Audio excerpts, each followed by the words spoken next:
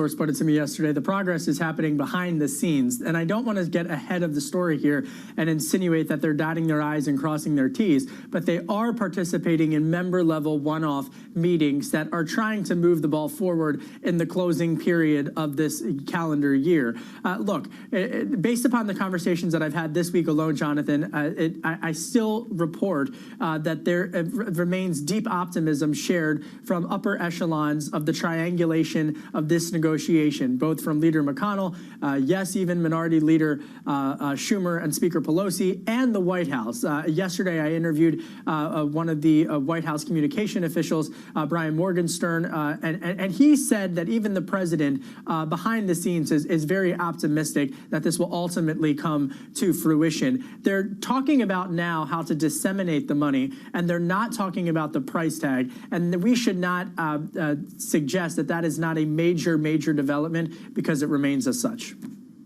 Well, another major development we're hoping for, and Kevin, by the way, thank you. Michael McKee, it's an approval from the FDA, and wow, do we need it, looking at the claims figures from this morning. Yeah, absolutely, John. And it's a good thing, perhaps, that we're not relying on Congress to put a vaccine together, because the scientists have done it in less than a year, and we could beginning to see the beginning of the end today. The FDA's Vaccines and Related Biological Products Advisory Committee began meeting about a half hour ago to discuss the BioNTech and Pfizer vaccine. The advisory committee meeting, referred to as an AdCom by industry insiders. It's the final step before the FDA makes a decision about whether to approve a new therapy or vaccine. In this case, they're expected to grant an emergency use authorization as soon as Saturday, in which case New York City's health commissioner said this morning the first doses would arrive here by Tuesday. You heard Alex Azar say other places could be vaccinating people this weekend. Earlier this week, the FDA's staff said the vaccine is safe and there's about 94% efficiency. Question on everybody's mind, of course, is when can I get the vaccine? The Trump administration contracted for 800 million doses from 6 different manufacturers. Only 100 million of them, though, coming from Pfizer. So they need some of these others to be approved before we can say that everybody's going to be able to get the vaccine. Only one other is close to approval. That's the Moderna vaccine. Their AdCom meeting scheduled tentatively for next Thursday. And it all comes not a minute too soon, as you mentioned, with jobless claims significantly rising and deaths rising over 3,000 yesterday. 3,100 people passing away from COVID. We need some help. Michael McKee, thank you, sir. Dan Skelly of Morgan Stanley joining us now. Dan, it's always great to catch up. It's like morning therapy with Morgan Stanley. There's so much to worry about. You're going to make me feel better. And tell me why I should stick with the cyclical trade into 21. Good morning, Jonathan. Thank you for having me on, and happy holidays to you and your family. To you too, sir.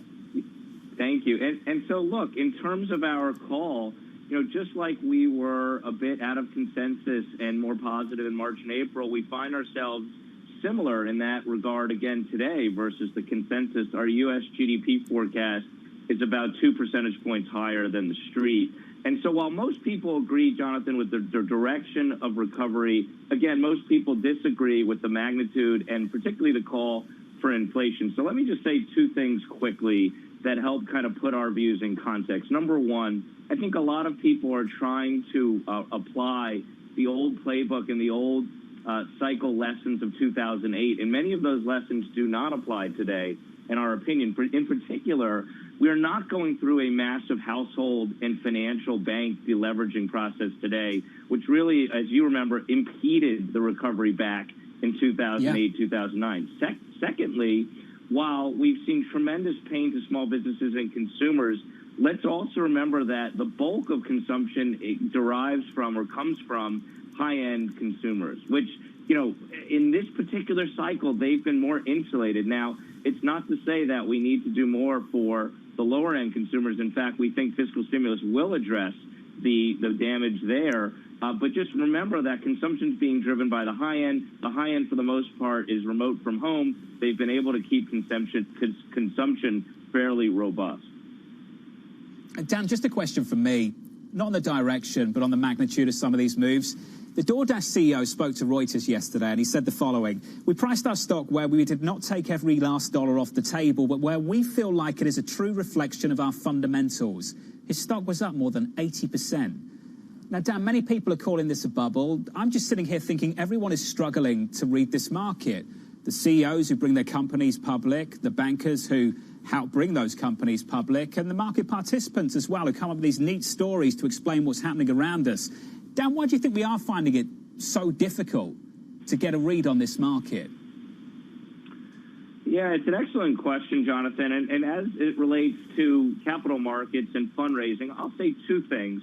First is there's tremendous liquidity coming into this market. If you think about it, post the events of the last several months, we've had now better election certainty with that having passed.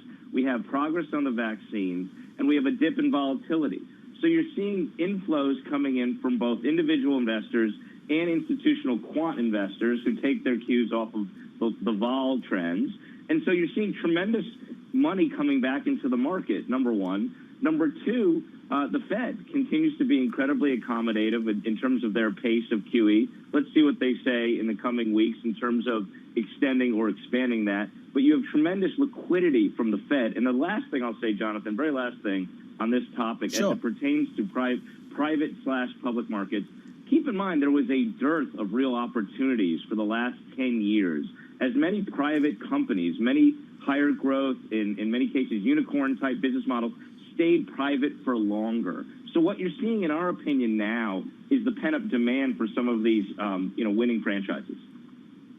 Dan, just a thanks from me before we let you go. Thanks for your contribution to this program through the year. You and the team, and I've said it repeatedly over at Morgan Stanley, non-consensus going into April, and you've really been right. And you're pushing back just a little bit into year-end, which I find quite interesting. Just a little bit more conservative near-term, more constructive on the outlook. Dan Skelly there of Morgan Stanley. For our audience worldwide, that does it for me. Thanks for being with us. Catch me on Twitter at Ferro TV to continue the debate. I'll be with you tomorrow. This was the Countdown to the Open. This is Bloomberg.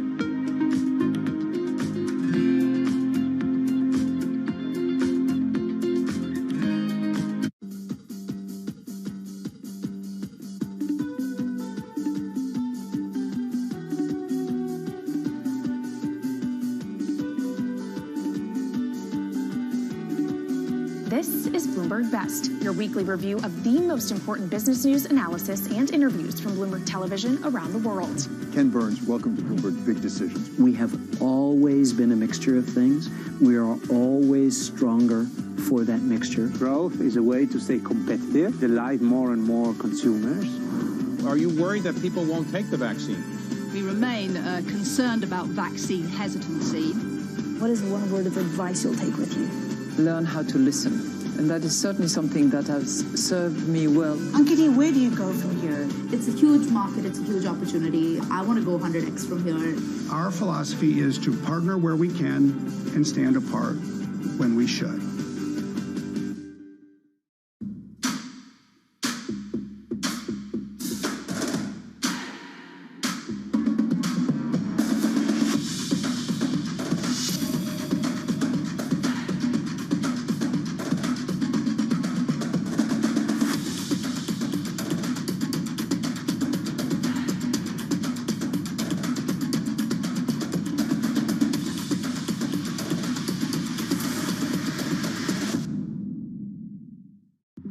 It is possible we could have negative growth if this resurgence gets bad enough and mobility falls off enough. We knew that things were going to slow down after the bounce back in the third quarter, and you're seeing that in the data now. We're going to be well into 2021 before there's some sort of equilibrium that we achieve.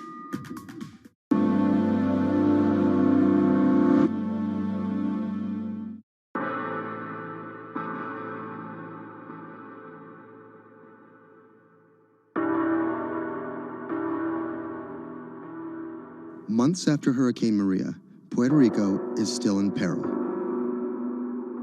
Huge swaths of the island are still without power, running water, or access to medical care. Experts estimate that it will take years before these services are restored island-wide. Much of the blame has been placed on FEMA for a slow response in comparison to recent disasters on the mainland. But recovery from a disaster of this complexity and scale has proven more challenging than anyone anticipated. And filling the gaps between an overextended public sector and a suffering populace falls on the private citizens.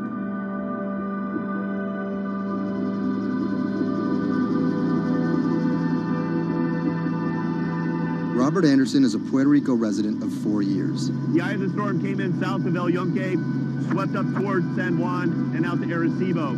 Everything on the right-hand side is what we call the dirty side of the storm. This isn't his first time in a disaster zone. With a military and telecom background, Anderson worked on repairing damaged cell phone towers in New Orleans after Hurricane Katrina. Some might be tempted to label him a disaster capitalist, seeking lucrative government contracts for his expertise. But as Anderson finds himself in the middle of a humanitarian crisis, he and his associates are developing a variety of pro bono recovery projects that target the island's hardest hit areas. I see two Puerto Ricos.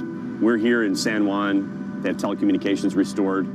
They may or may not have power, but basic services are in place. They're able to get food. They're able to buy things. They're surviving. And when you look outside of the San Juan area, you can go 15 minutes from here and find areas that are devastated. I'm working on the devastated side. Today, he's put together a boots-on-the-ground mission to provide medical care to some of the island's most isolated and vulnerable residents. Steve Berenbaum is one of Anderson's business associates. He offered an extra car and a set of hands. So we received an initial report from a nurse that was out in the area. We're headed to the northeast region of Utuado for some people that are in need of urgent medical assistance. Dr. Sally Priester is a physician from San Juan. She filled a van with medical supplies at her own expense and brought along a team of nurses. Google Maps estimated our first destination to be a 90-minute drive. But it didn't account for obstacles like this.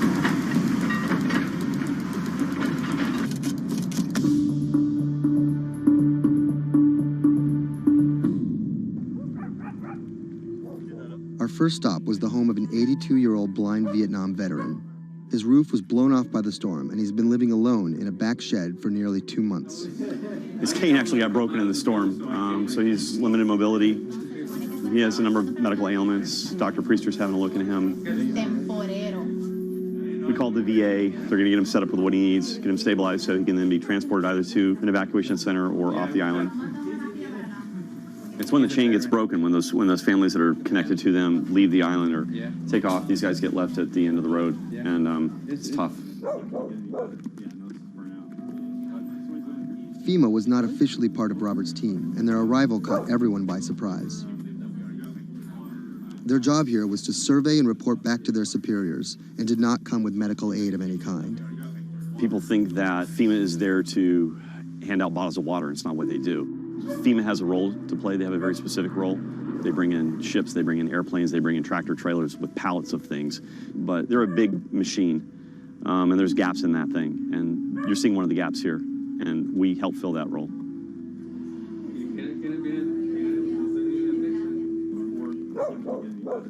These guys are in a bad situation before, and now they're struggling for real basic things. One of the risks that you run is people going from fear to hopelessness. Those are the folks that we're trying to reach. And how are they reached? How are they even found? Word of mouth, mostly. And what's your role in all this?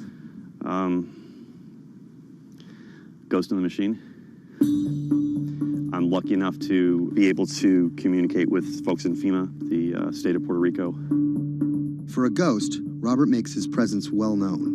Not only was he the de facto leader of the mission, now with FEMA in tow, he created his own maps to survey storm damage. So we're right here. And delivered them to FEMA HQ free of charge. I have pretty good reach. Perhaps that's how he managed to earn himself a coveted FEMA badge without actually working for them.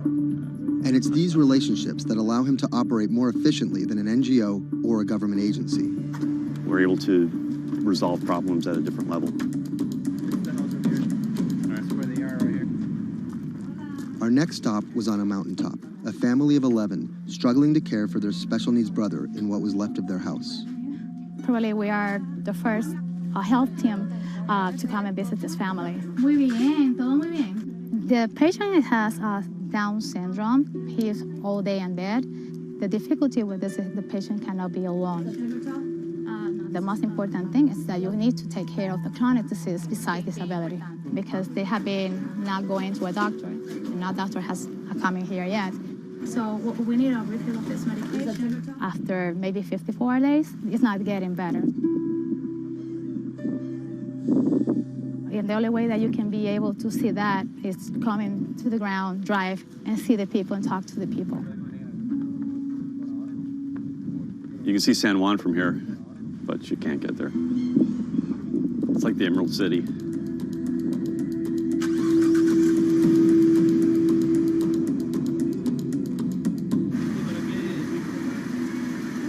On this stop, we caught word that a man living alone at the edge of the jungle was in need of care.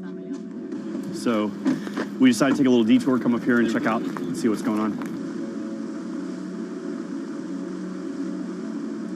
One of the challenges is to find those people that are at the end of these roads that need help.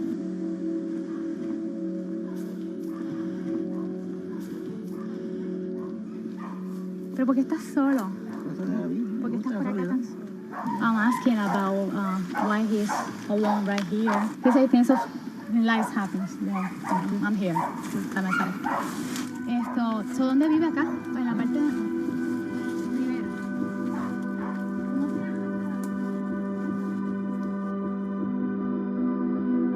This is not a job.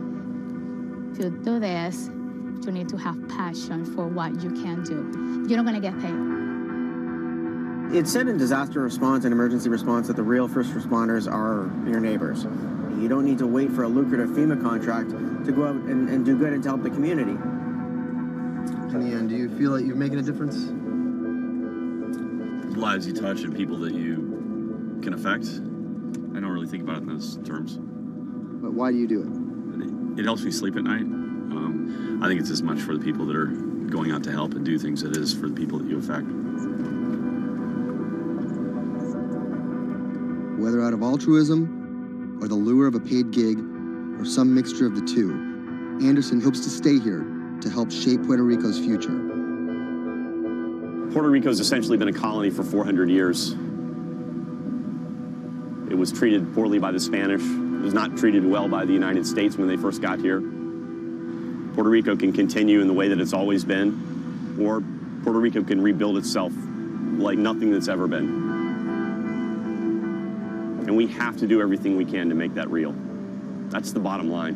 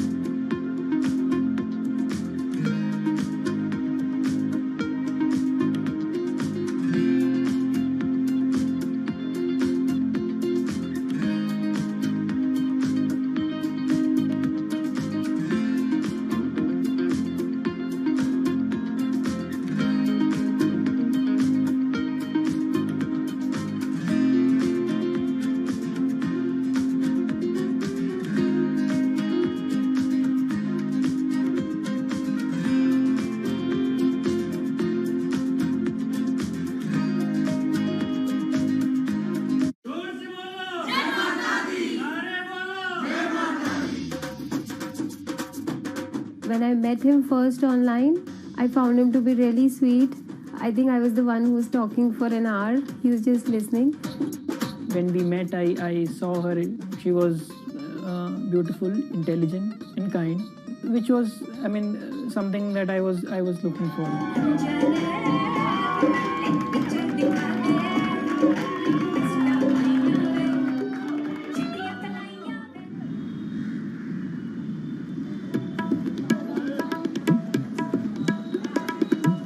Anshu and Sumit are one of about 12 million couples that get married in India every year.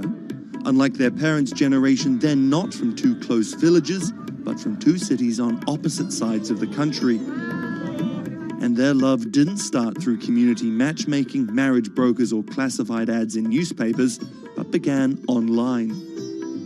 So we met through jivansathi.com. So it's basically an online portal where we have detailed profile of different grooms and brides. It makes a lot of remote profiles who are located in distant areas more accessible. Thanks to growing internet and smartphone usage, matrimony websites and apps in India are starting to disrupt the matchmaking industry. More and more people are finding their partners at the click of a mouse. jivansathi.com, where Anshu and Sumit met, is one of the biggest players. Young Indians looking for love set up profiles including their caste and horoscope, but their criteria for choosing spouses appears to be changing. We have seen the shift from, traditional caste community conservative parameters to something which is more focused on education, employment. Anshu and Sumit's marriage was initiated by their parents, but modern Indian couples like them have more input than previous generations. We looked up to them to agree for the proposal, but it was primarily our decision that we wanted to be with each other. So what's the emoji you use the most to send to each other? There's a bear, which basically we use for indicating a hug. Yeah, that's our language basically. Bear icon for a hug. Time flies when you're in love, and just 1.5 months after they first met online, the couple got engaged. They decided to hold their wedding less than 3 months later. But planning a traditional Hindu wedding on such short notice is no easy task. The massive event usually lasts 3 days, has various ceremonies and celebrations, and involves the entire two families and hundreds of guests. Luckily, there are websites and apps for that.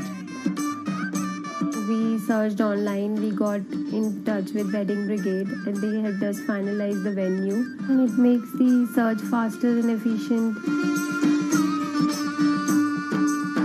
Startups like the Wedding Brigade are challenging traditional wedding planners in this $50 billion industry.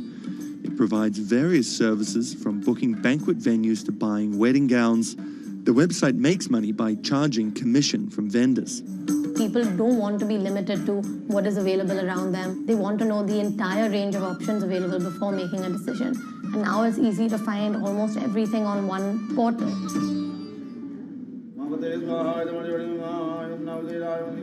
Anshu and Sumit are officially married in a ritual that has gone on for thousands of years, but their love started in a very new way. Technologies might be changing the way couples meet, date, and get married in India, but they're definitely not changing everything. The technology was only the first level help that we could get to find each other. Everything else was very humanly and emotions and feelings there.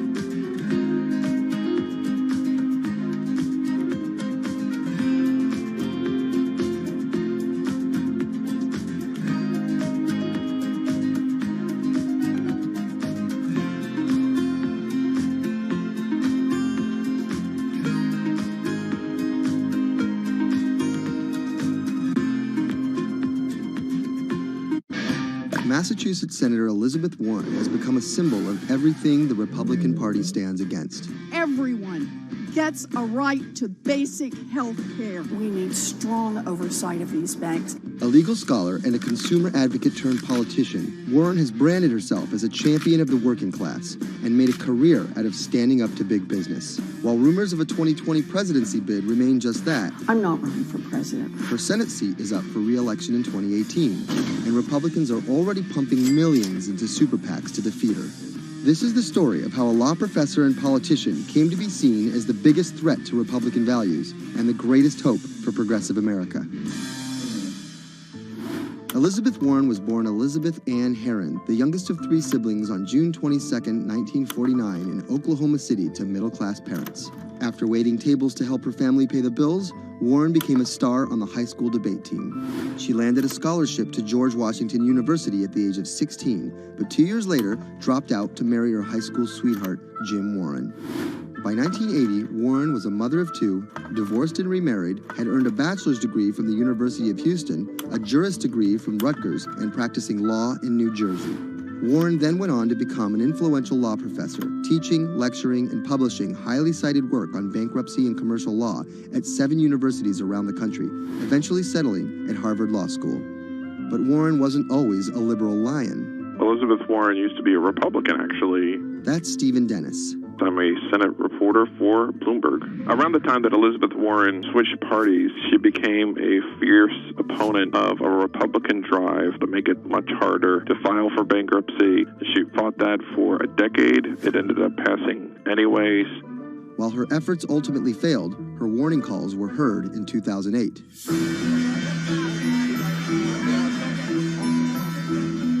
We're in the midst of a serious financial crisis. Our entire economy is in danger, and without immediate action by Congress, America could slip into a financial panic, and a distressing scenario would unfold.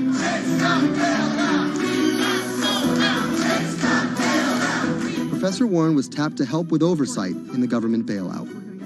She would excoriate bankers and their bonuses and their practices. Why should the U.S. taxpayer alone carry Citi? She proposed a series of tough regulations, which became the basis for much of the Dodd-Frank financial law that we have today. That sort of catapulted her to national stardom, particularly among the progressive left.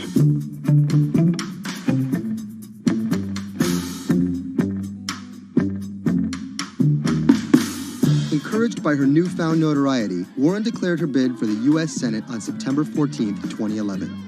During the race, her opponent Scott Brown tried to derail Warren by accusing her of falsely claiming Native American heritage, a controversy that earned her the nickname Pocahontas. Nevertheless, she was victorious and won the Senate seat by a comfortable margin. She used her new tenure to challenge everyone, from banking regulators and Treasury officials to members of Wall Street and Congress. I'm really concerned that too big to fail has become too big for trial. We need tough new laws to hold corporate executives personally accountable. No one should be above the law. She called for Wells Fargo CEO John Stump to resign for fraud, introduced the Bank on Student Loans Fairness Act, and reintroduced the 21st Century Glass-Steagall Act. In 2016, after staying silent during the Democratic primary battle, Warren finally endorsed Hillary Clinton and had some harsh words for candidate Trump. Donald Trump is a loud, nasty, thin-skinned fraud who has never risked anything for anyone, and that is just one of the many reasons he will never be president of the United States. But she was wrong. The forgotten men and women of our country will be forgotten no longer. Warren wasted no time resisting Trump's agenda. Have you ever managed or overseen a $1 trillion loan program? I have not. How about a $1 billion loan program? I have not. Okay. In the Donald Trump era, Elizabeth Warren has been playing defense and trying to prevent Donald Trump and his cabinet appointees from rolling back protections that she helped enact. Warren actually found herself rebuked by Mitch McConnell for reading a letter by Coretta Scott King about Jeff Sessions' record on racism during his confirmation. She was warned. She was given an explanation. Nevertheless, she persisted. That moment became something that's on T-shirts, bumper stickers, slogans, and that really galvanized a lot of support for her. It's been very hard for Republicans to get much of anything done this year, and that's at least in part to this resistance movement that Elizabeth Warren has helped champion. We are here to fight back. Enough of Elizabeth Warren. Like you. Millions of dollars are being funneled to defeat Warren in the midterm elections in 2018. But it's the rumors of a 2020 presidential bid that has further prompted powerful donors to fund her opposition, often using the same playbook of constant and ruthless ad campaigns that many believe helped Trump win in 2016. It's anyone's guess if she will endure what Hillary could not. You know, the question for Elizabeth Warren is whether she can go from being a liberal firebrand to somebody who can regularly get 60 votes for initiatives in the Senate and 218 in the House and drive an agenda, and whether she can bring together coalitions for political victories. That's the challenge, and we'll see what happens.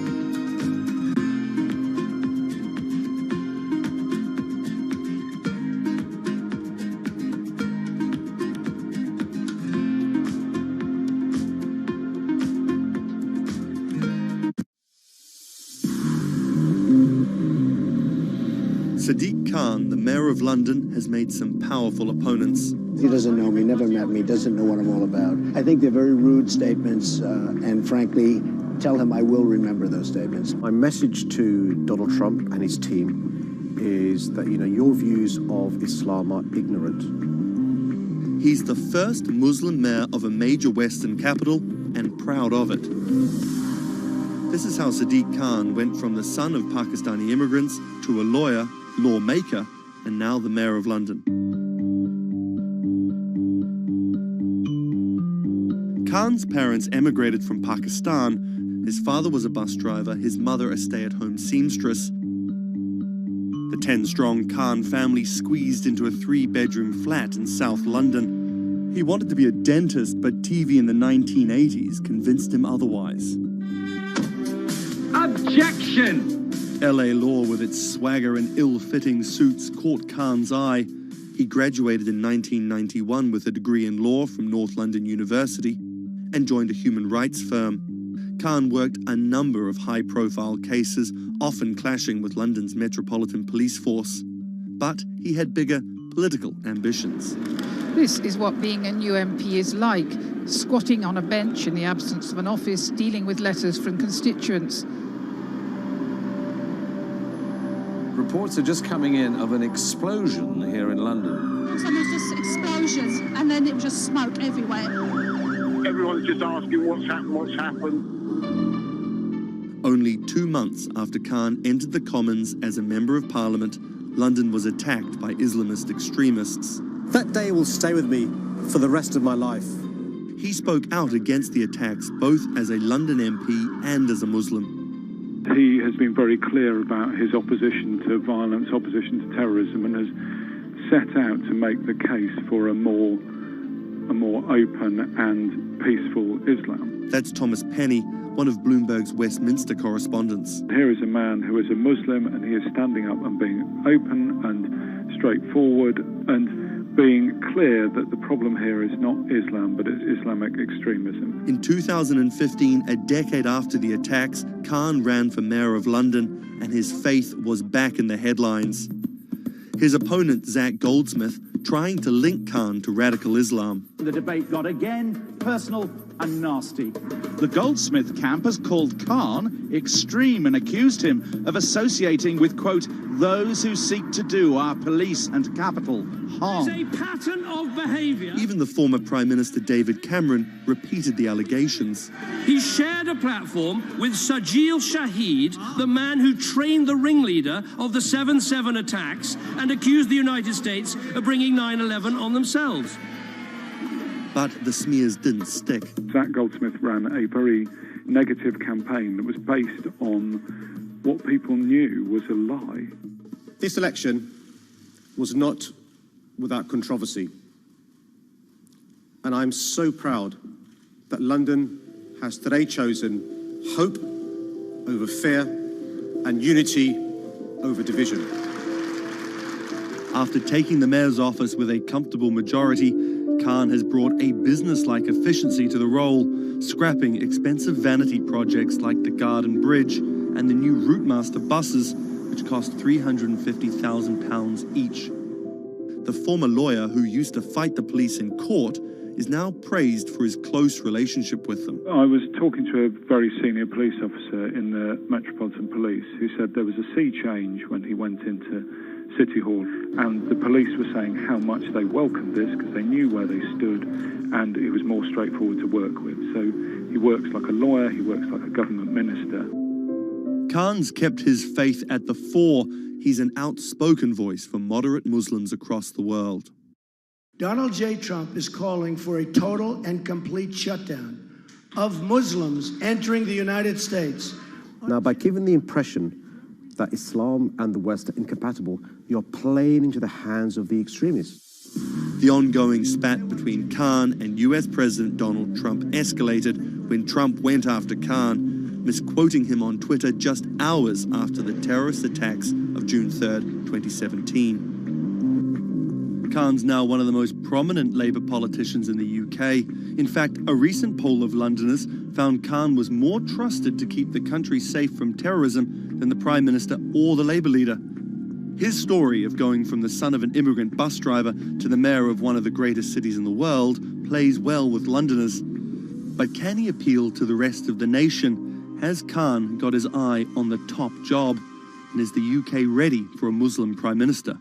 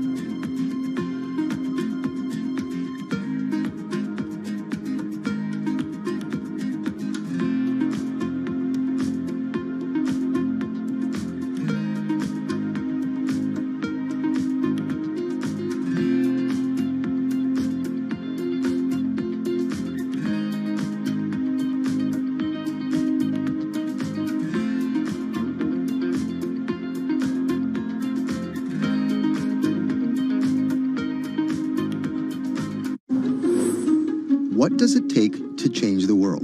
A big army? A cure to a pandemic? A revolution? All of these take either a lot of people, thousands of hours, or massive amounts of space. But for Julian Assange, all he needs is one room, an internet connection, and the world will listen. Assange is located here, and more specifically, right here. And from that location, he's posted government secrets, classified documents, and leaked emails from some of the world's most powerful people. And in doing so, has been labeled a hero, a villain, a nihilist, and everything in between. This is how an Australian programmer sequestered in the Ecuadorian embassy in London became one of the most influential and notorious people in the world. Born in 1971 in Townsville, Australia, Assange has always been on the move. Living in over 30 homes by the time he was in his mid-teens, Assange, along with his mother and half-brother, finally settled down in Melbourne. His introduction to hacking started at 16 when he was given a Commodore 64, which he attached to a modem. He attended the University of Melbourne, where he studied programming, physics, and mathematics. He never graduated, but that doesn't mean he didn't get an education. By 1991, Assange hacked into the Pentagon, U.S. Navy, and other branches of the U.S. government. In 1996, he was caught by the Australian Federal Police and charged with over 30 counts of hacking and computer-related crimes. He didn't get any jail time, but he was fined $2,100. I think the first taste of what would come later was the hacking that he did as a young programmer, and that really sort of foreshadowed a healthy skepticism of the use and abuse of technology by governments. That's Vernon Silver. I'm a reporter for Bloomberg's investigations team. Assange's youth as a hacker laid the foundation for him to start WikiLeaks in 2006. But what is WikiLeaks? It's a website that posts unfiltered, usually classified documents. What separates it from every other media outlet is that they have no editorial hierarchy. With a publication like the New York Times, information comes in, they take that information, package it, then disseminate it for the public to see. WikiLeaks, however, cuts out the middleman. WikiLeaks gathers information, most of it given to them anonymously. So what they're doing is really very simple. They get the information in one end from who gives it to them and out the other with sometimes minimal interference. Julian Assange is the leader of that, the mastermind, the creator, and really, because he thinks of it as a journalistic enterprise, the editor-in-chief. But every story starts with a source, and Assange has some unconventional sources. Julian Assange does not hack as far as we know. He is the recipient of people who are either insiders who give him secret documents or hacked emails from a foreign power. That's Eli Lake. I am a columnist for Bloomberg. And there was no source bigger for Assange than Chelsea Manning, who used to be known as U.S. soldier Bradley Manning. In 2010, Manning provided Assange and WikiLeaks with hundreds of thousands of leaked government documents. WikiLeaks quietly began releasing the documents in February of 2010, then made big headlines in April by posting what is now known as the Collateral Murder Video. Come on, fire! It was a vivid, graphic video. It changed the debate on the Iraq War, and importantly, it put WikiLeaks on the map when they put it online, and they couldn't be ignored at that point. And those leaks were just the beginning. They went on to post more than 90,000 leaked documents known as the Afghan War Logs, 390,000 documents known as the Iraq War Logs, and 250,000 private messages between diplomats called cables in what is now known as Cablegate. These leaks were met with very real ethical questions. The problem with publishing those cables was that a number of confidential sources for U.S. diplomats who faced real danger when their names were exposed. Then Secretary of State Hillary Clinton drove the point home that every country, including the United States, must be able to have candid conversations about the people and nations with whom they deal. Shortly after Cablegate, the Swedish government issued an arrest warrant for Assange on allegations of rape and molestation. He claimed the allegations were fabricated to get him extradited to the United States, a claim the U.S. government denied. Either way, Assange's next move was to seek refuge in the Ecuadorian embassy, which really was the beginning of the new chapter in his life and what we're dealing with now, which is him being stuck in London. What was supposed to be an office in an embassy is now Assange's self-imposed prison to this very day. But that doesn't mean he's slowed down. Since being trapped in the embassy, WikiLeaks has released files about Guantanamo Bay prisoners, Syrian political figures, and the draft to the Trans-Pacific Partnership. And then came the 2016 U.S. election. Thousands of leaked emails showed Democratic Party officials possibly plotting against Bernie Sanders in his race against Hillary Clinton. Over the course of 68 days, WikiLeaks released 20,000 confidential Democratic National Committee emails. In terms of the presidential race, if you look right here, when Assange released the first batch of emails, Trump actually takes his first lead against Clinton. I think we've had enough of the Clintons, in all fairness. Once WikiLeaks started exposing secrets of the Democratic Party, Julian Assange became a hero to many on the right. Public opinion kind of flip-flopped. WikiLeaks! From the emails, we now know Hillary Clinton's campaign manager makes risotto, and also how the DNC squashed Bernie Sanders' campaign. One thing we don't know is who gave Assange the stolen emails in the first place. Many leading Democrats say they suspect it was the Russians. They released an analysis from a private cybersecurity firm that had said it was the Russians. But Assange claims our source is not the Russian government, and it is not a state party. So this is where we stand today. The public still doesn't know who provided the emails to WikiLeaks. Meanwhile, Assange is still running WikiLeaks and still releasing documents. In March 2017, he started publishing documents from the CIA's Center for Cyber Intelligence called Vault 7. The CIA, the agency charged with finding and keeping our top secrets, can't keep its own secrets. As long as Assange has a connection to the world, no government secret will be too far from exposure. Julian Assange is still in the embassy. Maybe he'll leave, maybe he won't. Kind of regardless, his work has been done. He's changed the way people think about their governments, about their own secrets, about their own hackability, and really the world has changed because of him.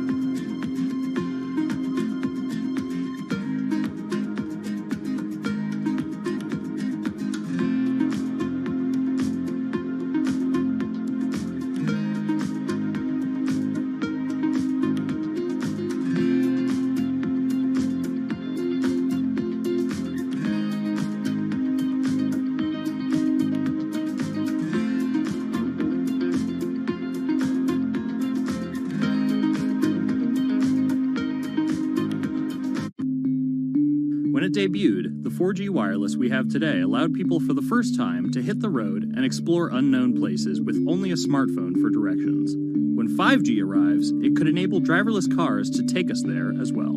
5G stands for fifth generation mobile networks or wireless systems. It's insanely fast and can accommodate a lot more connected devices. But the reason it's being called revolutionary is because 5G will allow connected devices to speak to each other as well as people. Right now we're living in a world where really it's a one-way experience. That's Bloomberg tech reporter Ian King. The network talks to your phone, you look at your phone and access data, then you send something back to the network. What we're being told about 5G is that really for the first time we're going to see machines communicating with each other over mobile networks in a meaningful way. 5G could end up being 100 times faster than what we have now, with speeds that could reach 20 gigabits per second. In plain English, that means downloading a full-length HD movie in seconds. 5G will also increase total bandwidth, which we will need in order to accommodate the growing Internet of Things. We're talking about the class of devices like internet-connected refrigerators, thermostats, dog collars, but 5G will enable many, many more. Things like your utility network factories where machines are just sat there not connected at all. Suddenly they're all going to be connected. Suddenly we're going to be able to have real-time monitoring. Other things like cars, like utility poles, like your light, the light poles. But perhaps the biggest advance will be a huge reduction in communication lag time, known as latency. A network of driverless cars will need the speed of 5G to ping each other multiple times per second to avoid collisions. Near instantaneous data transfers could allow doctors to perform surgery remotely with a robotic scalpel. So how will all this work? First, you need to improve network density. And that's just a fancy word for saying you put more towers out there. What we're being told is that's not actually the case with 5G. The idea is 5G will not only use the existing mobile spectrum, but also tap into higher frequencies called millimeter waves. Millimeter waves can carry more data, but only travel short distances. This may mean you'll see a lot more of these base stations around town. And the new towers may have as many as 100 antenna ports, compared to about a dozen on 4G cell towers. So when will we get 5G? Getting 5G ready is expected to cost providers $275 billion over 7 years in the US alone. Look for the first 5G service to pop up in big cities sometime in 2019.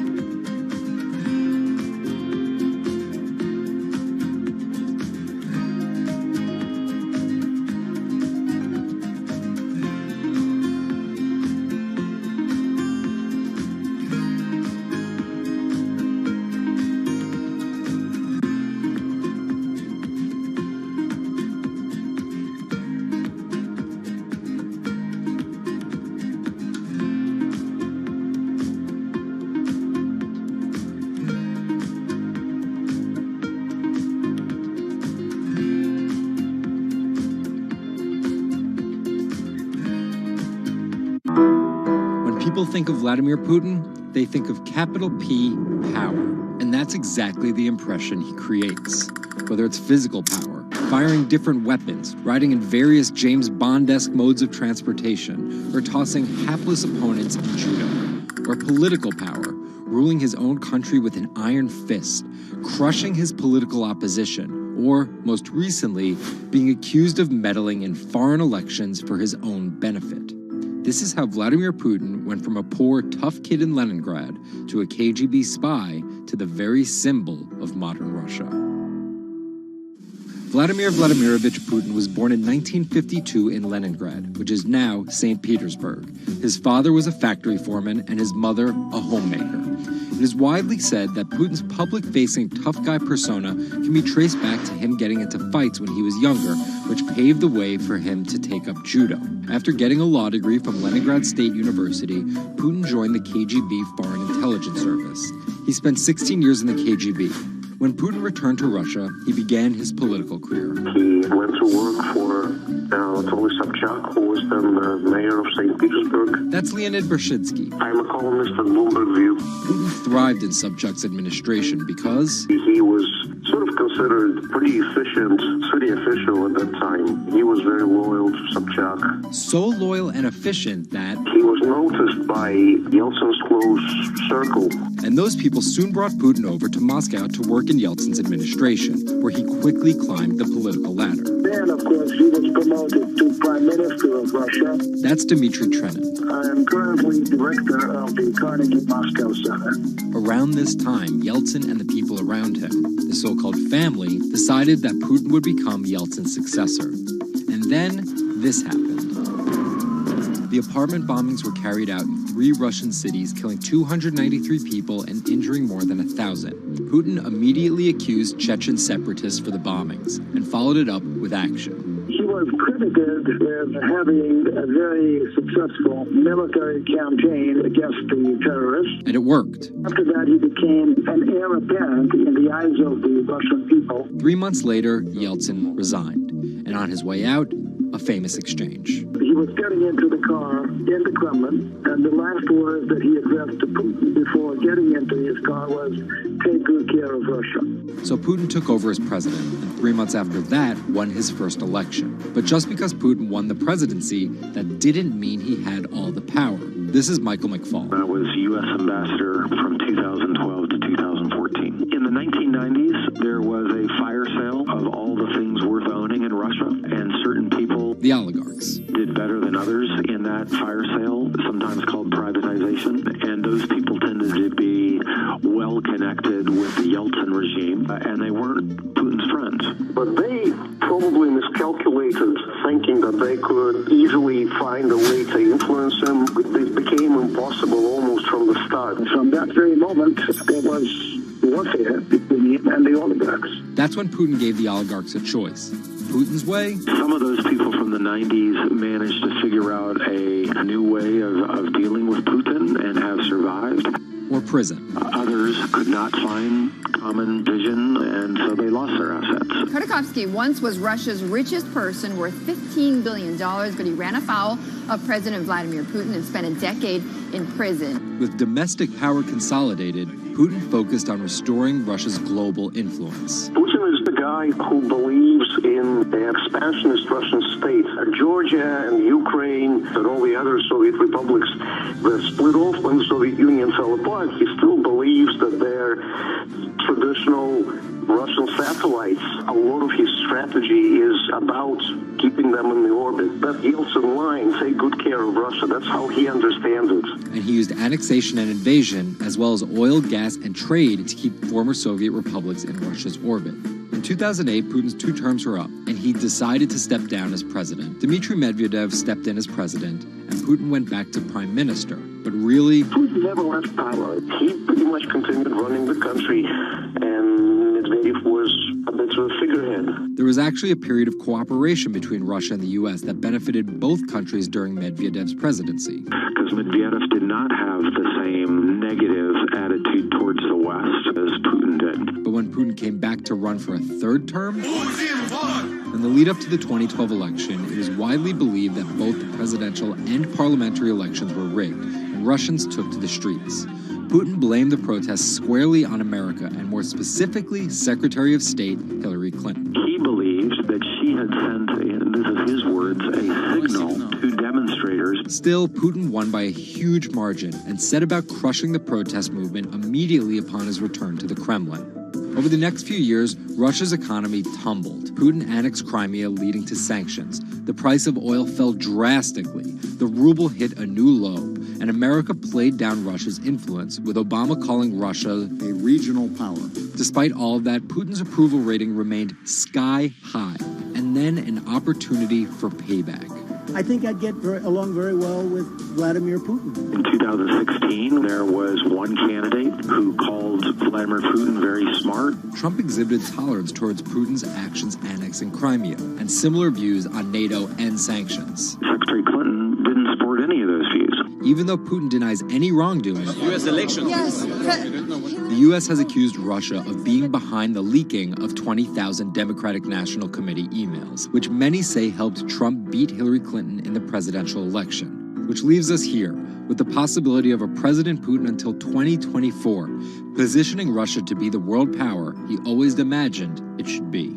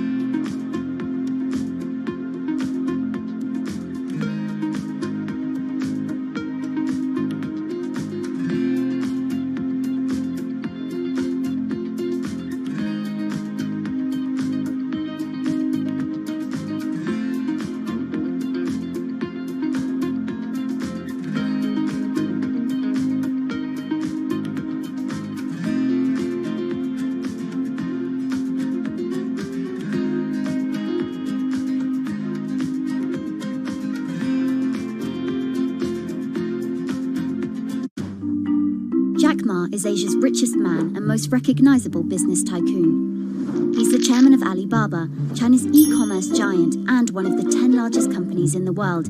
Yet he still wants more. We know where we're going. We want to be the 5th largest economy.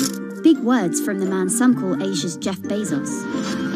He's confident, he's charismatic, and he's definitely not the average CEO.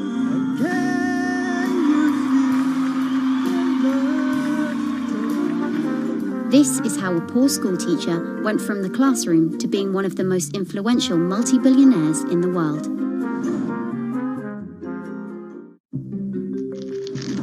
Ma was born in China's southeastern city Hangzhou in 1964.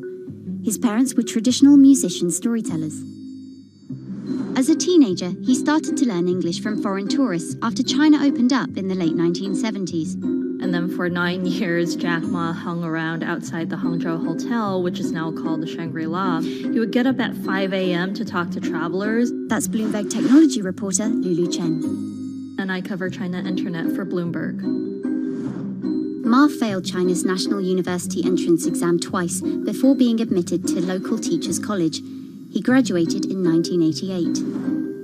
He applied for 30 jobs and got rejected, including from the fast food giant KFC. When KFC came to China, come to us say, 24 people went for the job. 23 people accepted. I was the only guy. Then Ma got a job at a local university and taught English there for about 5 years, earning just $15 a month. On the side, he started a translation company with several friends. During a company trip to the US in 1995, Ma had his first encounter with the internet at a friend's place in Seattle. I searched the first word, beer. I don't know why, because it's easy to spell, baby. And I see beers from Germany, beers from USA, beers from Japan, but there's no beer from China. So he searched for the word China instead and still couldn't find anything. And that got him thinking. He wanted to build something that would put China on the world's map. He started China Pages, a Yellow Pages-like website, but it didn't take off. Then Ma joined a government agency in Beijing to help set up a website.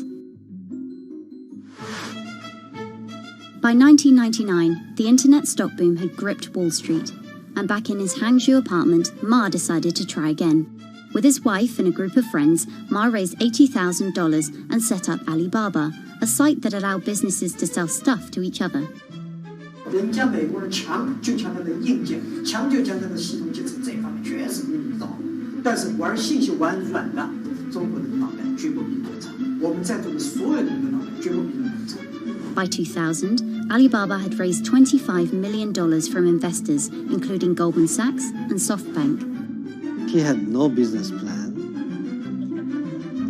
and zero revenue, but his eyes was very strong eyes.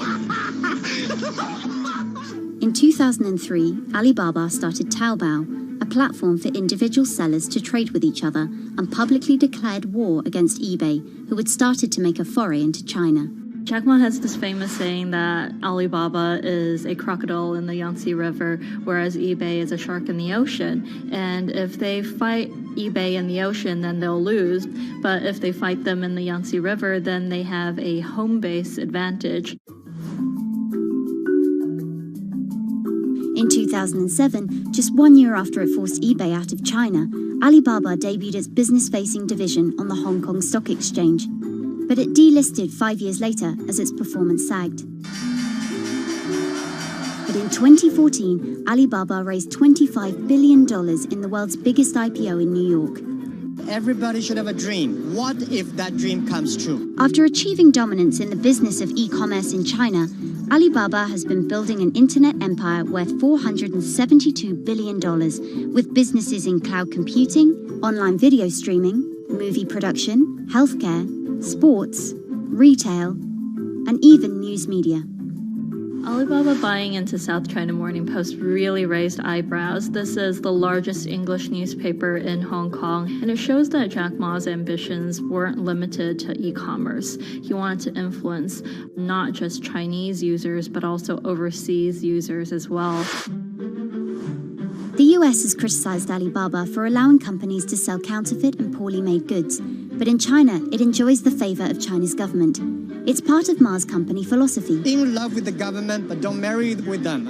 Jack Ma is an extremely fortunate man for jumping on the internet sector so early. Note that this is a person who has no coding skills at all. He's a natural showman and a gifted public speaker and really able to convince others to believe in his vision. Ma's vision of growing Alibaba to be the world's 5th largest economy faces strong competition at home and abroad. It will require more than just naked ambition and charisma, but Ma is great at getting himself in the right place at the right time. So far, it's served him well.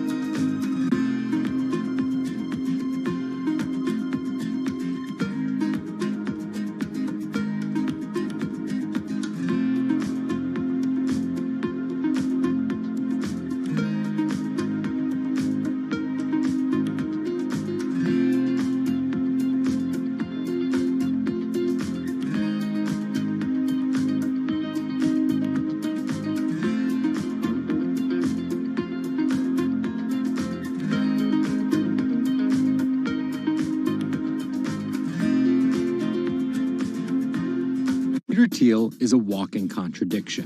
He got his bachelor's and Juris Doctorate from Stanford, but speaks out about the horrors of higher education, saying college is as corrupt as the Catholic Church was 500 years ago. He's a staunch supporter of the free press, yet he bankrolled a lawsuit to bankrupt an independent media company. But these were not journalists. And most of all, he's an immigrant libertarian who's the most public supporter of Donald Trump in all of Silicon Valley. What Trump represents isn't crazy, and it's not going away. This is the story of how an openly gay, immigrant genius, libertarian billionaire went from tech contrarian to Silicon Valley's biggest Trump supporter. Peter Thiel was born on October 11, 1967 in Frankfurt, West Germany, to Suzanne and Klaus Thiel. Peter's family emigrated to Cleveland, Ohio when he was 1. An Ayn Rand devotee during his youth, Thiel attended Stanford University majoring in philosophy. His Stanford experience shaped a really big part of who he decided to surround himself with. That's Lizette Chapman. And I cover technology and venture capital here at Bloomberg. He and his Stanford friends made their first big splash in tech with PayPal. After selling to eBay for $1.5 billion, they would become known as the PayPal Mafia for each incredible success after PayPal. For Thiel, that began with an early, modest $500,000 investment in Facebook. And in VC speak, early means big risk, but also big reward. He turned that initial $500,000 investment into more than $1 billion in cash. But Thiel was just getting started with Facebook, and he went on to make a whole bunch of wildly successful investments. From SpaceX to Airbnb to one of the largest, most powerful companies in the United States, if not the world, and of course that's Palantir. The incredibly controversial secretive data mining startup he founded with his colleagues from PayPal. It connects data silos and then allows non-technical people to search that information for patterns. Data like financial information, feeds from video cameras, biometric details, passport information, flight manifest. Palantir doesn't talk much about how they collect this data, who has access to it, or what they do with it. But they have contracts with the Department of Homeland Security and the CIA and the Department of Justice and the Securities and Exchange Commission. And several other federal agencies. It's the richest company you've never heard of, valued at $20 billion. But there are plenty of obscenely wealthy people in Silicon Valley. What makes him different... He's a complex ball of multiple contradictions. Take college, for example. Even though college was extremely important for Thiel, there's something called the Thiel Fellowship. In exchange for dropping out and a promise not to pursue college, Thiel would give them $100,000 each. You basically tell people that if you get a diploma, you're saved. Otherwise you go to hell. You go to Yale or you go to jail. Also, his relationship with the press. Here's another contradiction. He's donated to free press initiatives, including the Committee to Protect Journalists. But he also secretly spent tens of millions of dollars bankrolling a lawsuit filed by Hulk Hogan over the publication of a sex tape and bankrupting the independently run Gawker Media. Why did he do this? Because in 2007, one of Gawker Media's blogs, ValueAg, outed him as gay. And with the lawsuit, he found an opportunity to get back at them by funding the lawsuit that Hulk Hogan was able to bring then, but he wouldn't have been able to do that without Thiel's money. And finally, Thiel's biggest contradiction, his endorsement of Donald Trump. When he was asked about his support for Trump, he was surprised at the outrage that came with it from many of his colleagues in Silicon Valley. He didn't want more of the establishment. No matter how crazy this election seems, it is less crazy than the condition of our country. After briefly supporting Carly Fiorina in the primaries, Thiel pivoted to Trump, donating $1.25 million to Trump and his associated super PACs in October 2016. And he didn't just help Trump financially. He gave a full-throated keynote speech supporting Trump at the Republican National Convention. I'm not a politician, but neither is Donald Trump. He is a builder, and it's time to rebuild America. And when Trump was finally elected, Thiel was given the reins to an enormous amount of power. And I want to thank you, man. You have a very special guy. He was named the transitional advisor. And in that role, he did a lot of interviewing and a lot of vetting to fill hundreds of cabinet positions and different jobs within the administration. But it turns out Thiel's support isn't unconditional. Talking to people who spend time with him, I have also heard that he is no longer a great supporter of Trump. It was reported that Thiel was unhappy with the direction of Trump's presidency. Ever since, he's been mum, making no public appearances, no statements, and staying out of the spotlight altogether. Although there have been suggestions that Trump could tap Thiel for a top intelligence post or ambassadorship, there's no indication he'd accept. He's described his relationship with politics as schizophrenic. He gets really involved, and then he runs away as fast as possible. Whether Thiel takes a new position or simply continues as a board director at Facebook and Palantir, at just 50 years old, he's primed to wield some serious influence in technology and politics for decades to come.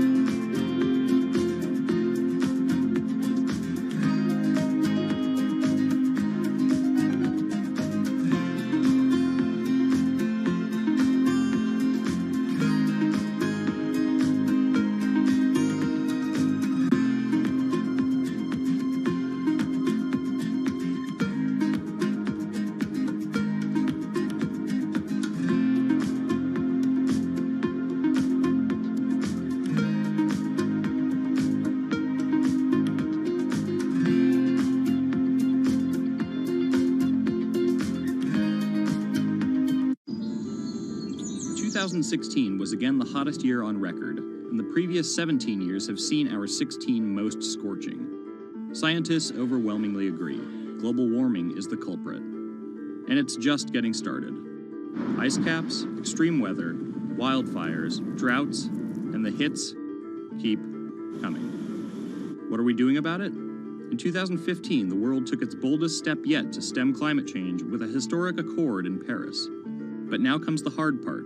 Nations must change energy policies and invest huge amounts of money, and they will likely do it without the United States.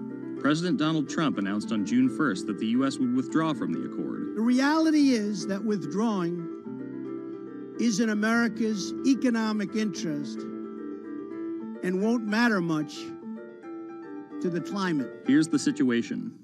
Decades in the making, the Paris Agreement united the U.S., China, and more than 190 other nations in a push to limit fossil fuel pollution. The UN-sponsored plan secured pledges to cut greenhouse gases, the emissions that trap heat in the Earth's atmosphere, in an effort to avoid the rising seas and other environmental disasters that climate models predict. But even if all pledges are met, the globe is expected to warm by as much as 3.4 degrees Celsius this century, more than the UN target of well below 2 degrees. Meeting the Paris Agreement means that governments will have to offer more incentives for clean energy, scale back support for fossil fuels, make emissions more costly, and reduce deforestation. It's estimated that the deal will require $13.5 trillion of spending through 2030. Here's the argument. Unlike past climate pacts such as the Kyoto Protocol, each country set its own Paris targets and then promised to revisit and improve them. The U.S. was primed to play a lead role in climate change, but Trump's energy independence executive order reverses Obama-era rules and directives put in place to combat climate change, and expands production of coal, the dirtiest fossil fuel. The resulting policies threaten the global fight against climate change. Without the U.S. commitment to emissions reduction, other countries may join it in abandoning the Paris Agreement. This could make it almost impossible and even more expensive down the line to stop climate change. Optimists argue that the shift to a lower carbon future is already underway. Businesses, cities, and U.S. states, such as California, are already investing in wind and solar and taking other steps to make it work. I've actually been called an environmentalist, if you can believe that.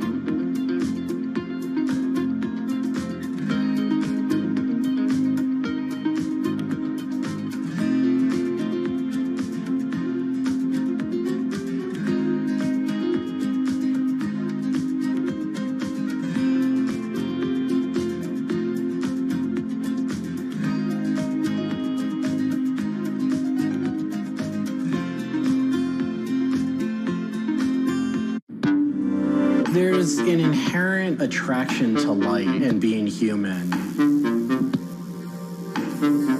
And I think on a very deep psychological level, light is this way in which we experience the energy surrounding us in a very personal manner. My name is Matt Dilling. I'm the founder of Light Bright Neon Studio, and we manufacture, produce, and restore neon works of art and design.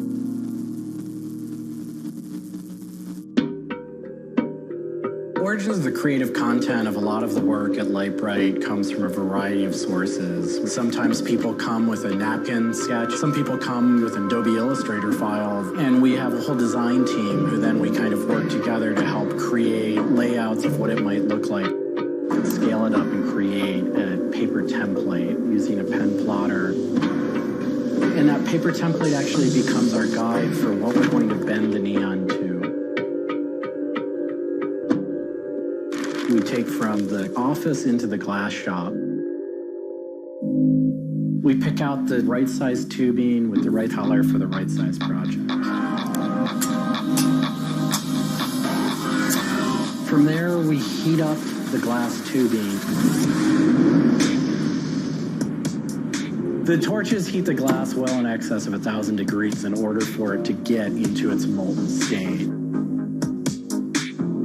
We heat up and bend the glass tubing to match the template. One of our chandeliers has over 100 different bends in it. So each one of those bends has to be marked for a heated up bend. We also have to allow the glass to cool between the bends so that the next area can be worked on and heated up in its own unique fashion.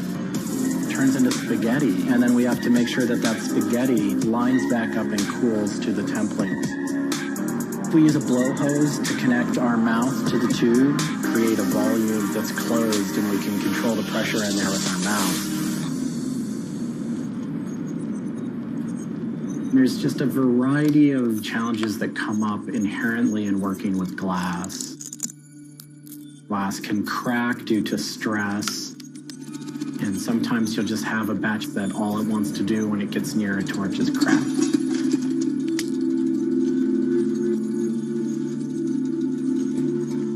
After we've bent various components, we have to go in using the crossfire or the hand torch and actually weld all of those pieces together.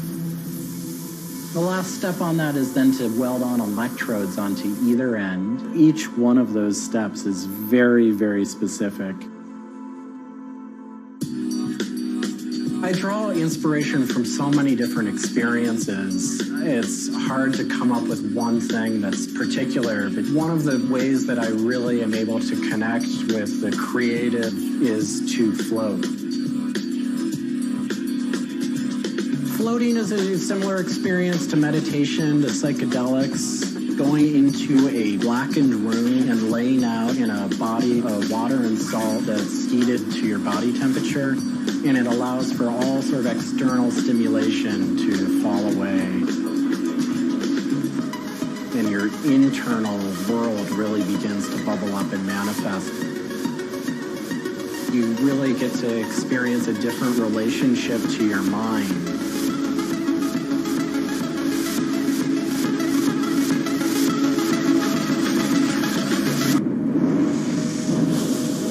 I think I work with neon because I can't not work with it.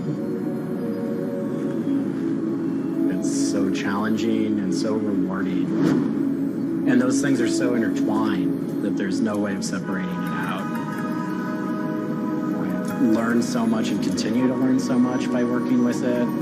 I find so much inspiration in working with it, and I just continue to experience new and different things through the medium. It's that close to me at this point.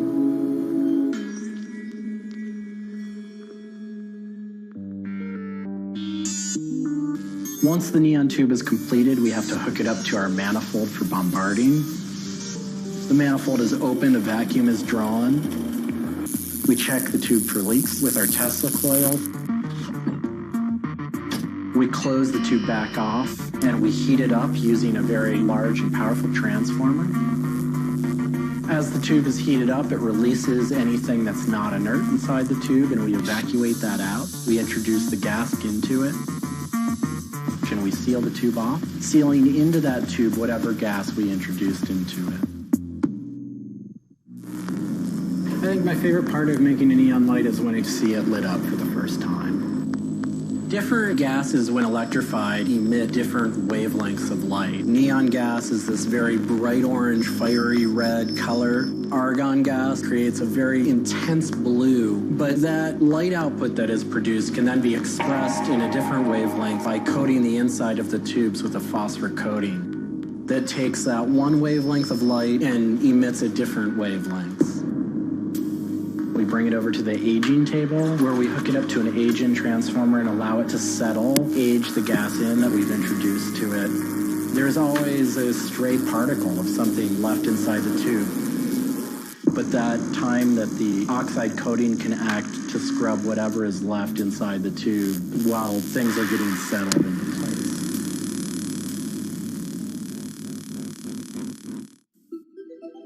Once the tubes are aged in, we move on to our process of assembling two halves of the fixture together in a jig, gluing up the center of the fixture to its spindle. Once the adhesive dried, we would connect the wires from the fixture together into a transformer, and we turn on power and it lights up.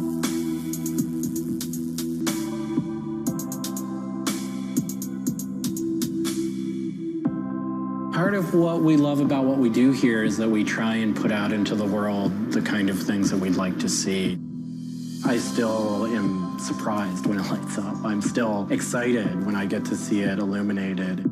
There's an ineffable quality to it. To me, is this insight into the inner workings of the universe. It literally is. It's a way of looking at what is surrounding us in the cosmos in a new light.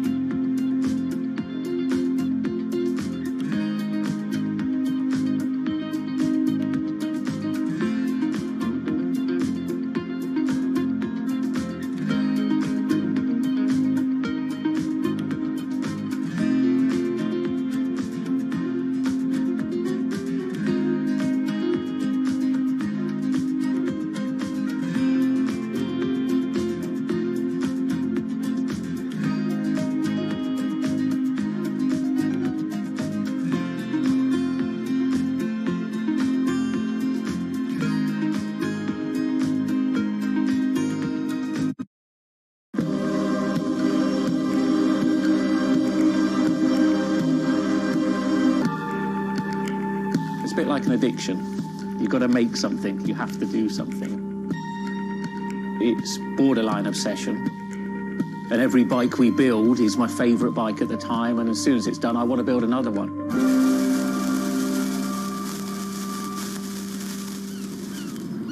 Sven cycles is something I've been thinking about ever since I started cycling in my late teens.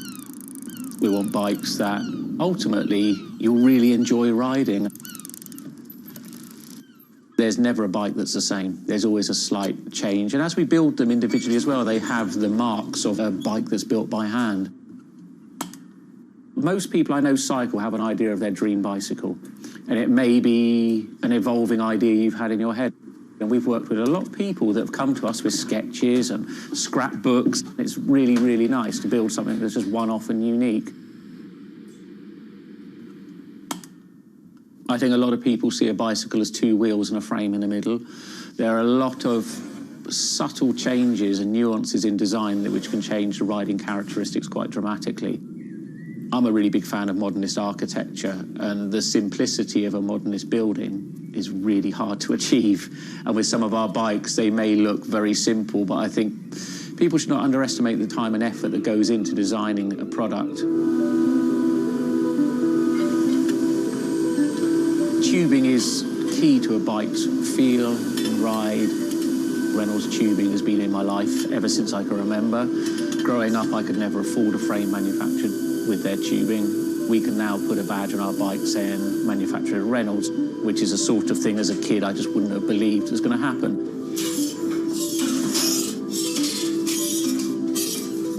Every part of the bike has a specific tube. It's not universal. The first thing we do is get the tubes out, check they're correct, check the wall thicknesses, sand the edges, make sure it's all really clean, because if it's not clean, the tubes won't join together correctly. We build in steel because I still believe it's one of the best materials to use. It's been used in bikes since the late 1800s, and they're still using it now for a very good reason. It's the flexibility that we can replace the tube, repaint the bike, and you wouldn't know it's damaged. I just like working with it. It's very sculptural. This isn't sort of aerospace precision engineering. It's a steel rule and a marker. So when we're cutting the tubes, it's within a mil or two.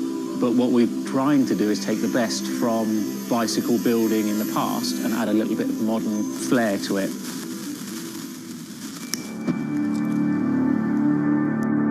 There's various techniques for building bicycles. We do a thing called fillet brazing, where you connect a pipe together. We use a bronze rod and a flame. We heat the tubes up to the same temperature and we fill the joint with bronze. And it gives a very, very sort of fluid, lovely, sort of quite sculptural feel. You've got to practice. You've got to be able to judge material temperatures. You've got to just look at it and you just get a feel for it. It's a stage where your tubes start to look a bit like a bicycle. My father's a jeweler. He'd make sort of very pretty things, which are lovely, but for me, they don't really have any function. What I love about bicycles, you can start on a Monday with a box of tubes. You can be riding it by the weekend, and it can last you for the rest of your life.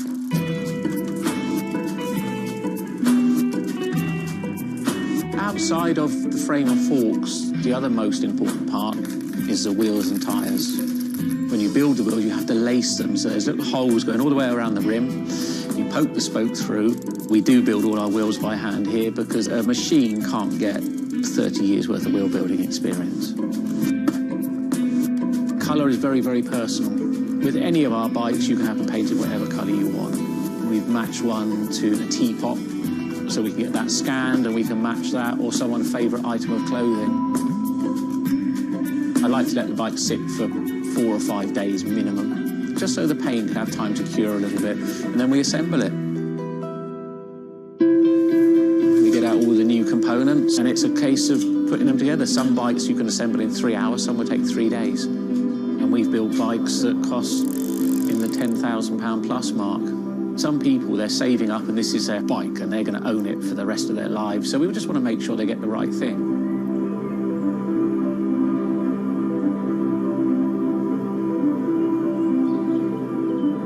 I think the bike for me was the first time I had some freedom. So as soon as I had one, I was off. A lot of people still get that thrill as when they were a kid blasting down a hill, wind going through their hair. It's fun. Everyone has their favourite jacket or something that just makes them feel good. If you've got a bike that fits well, you actually feel part of it. Building bicycles as a creative outlet is fantastic. It's not something you do because you're going to get a big paycheck at the end of the day. You do it something you have a passion for it.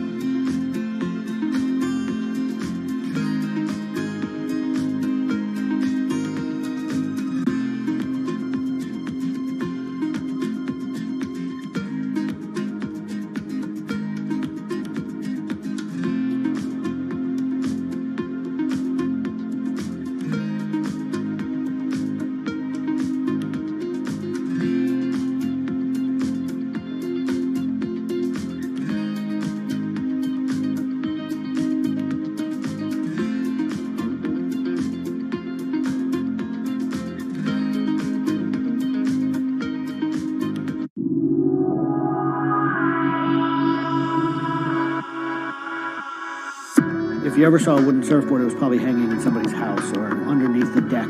But kind of in the last 10 or 15 years, wood has made a big comeback.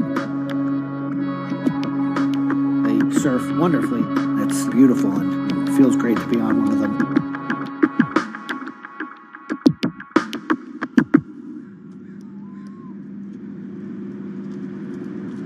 I always had a love for wood and kind of passionate about things that went in the water. I've kind of been around wooden boats most of my life. There's just so much character. The way they're built, the stories that come with them, a lot of that has translated over to why we build surfboards the way we do. When we first started thinking about building surfboards, wood was the natural material we chose. They have a very high strength to weight ratio. Wooden surfboards have the longest history of use in the surf world than any other material. People have been surfing wooden surfboards since kind of the first documented history of people riding waves. The board starts in CAD, where we take a 3D model, break down the shape, and kind of create frames and templates and all the inner parts of the board that we get cut on a CNC machine.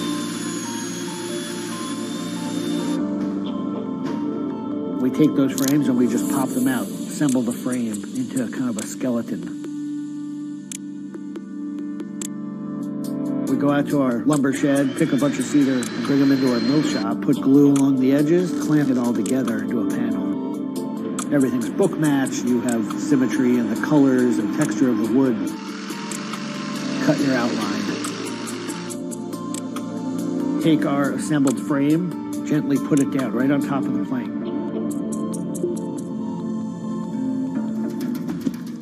Once that foundation is started, you're basically building up the three-dimensional shape, the outside part of the board, using lots of strips that kind of interlock and fit together. Every piece of wood is going to be different, and it's all going to react differently. There are frustrations with it, but I think that's one of the things that keeps it challenging. You learn to read the kind of what the grain lines are doing and what the color of the wood is telling you.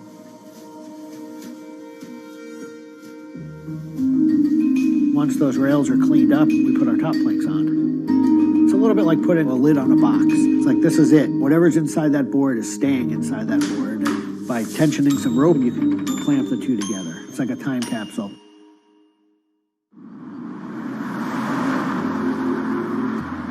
What makes our boards unique are they are built right here in York.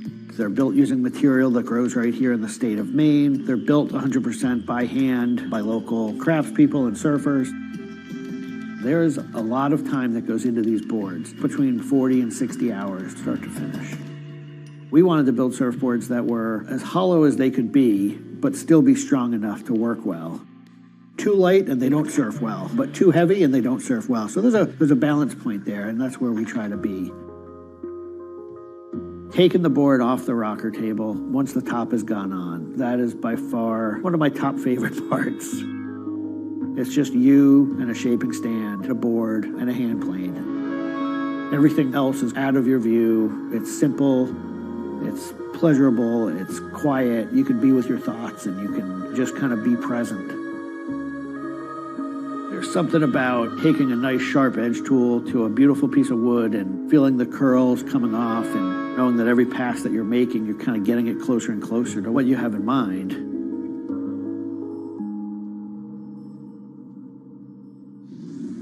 Once we've shaped it down and the board's looking like it's supposed to look like, time for it to go into the glassing room.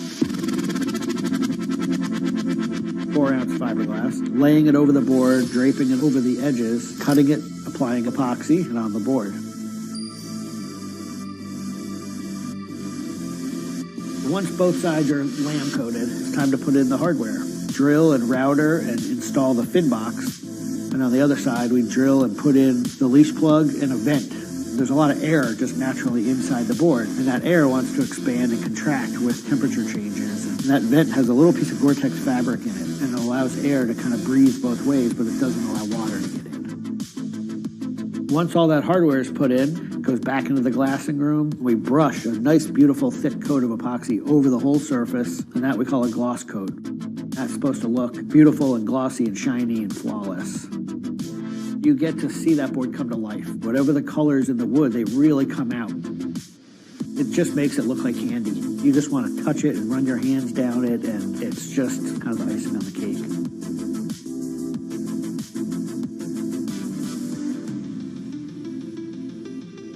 Once everything is hard, we put it into what we call the oven, get that epoxy to cure, really kind of bake it, and just get it to harden. Put in the fin, screw in the vent, and ship it out. We just love the idea of building something that's sustainable and long-lasting and made by hand. Kind of gives you a deeper connection to the product over something you might buy on a shelf.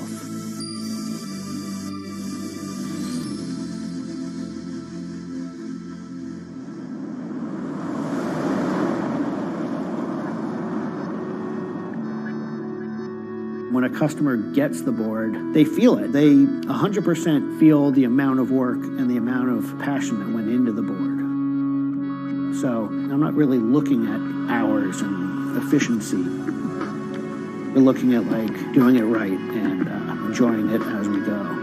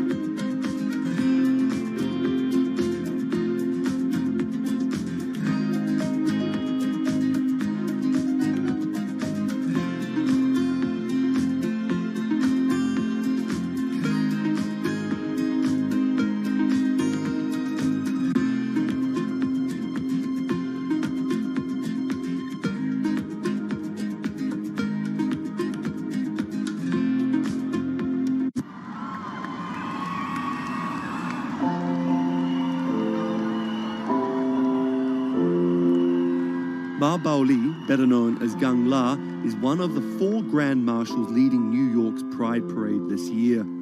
But in the country he comes from, being gay is still a social taboo. The CEO of a Beijing-based internet company is on a mission to improve the lives of millions of gay men in China. 对于每一个 LGBT 人群来说，即使这个国家不允许你跟同性爱人结婚，但是你仍然要勇敢地去选择你自己的生活，你仍然应该拥有幸福生活的权利。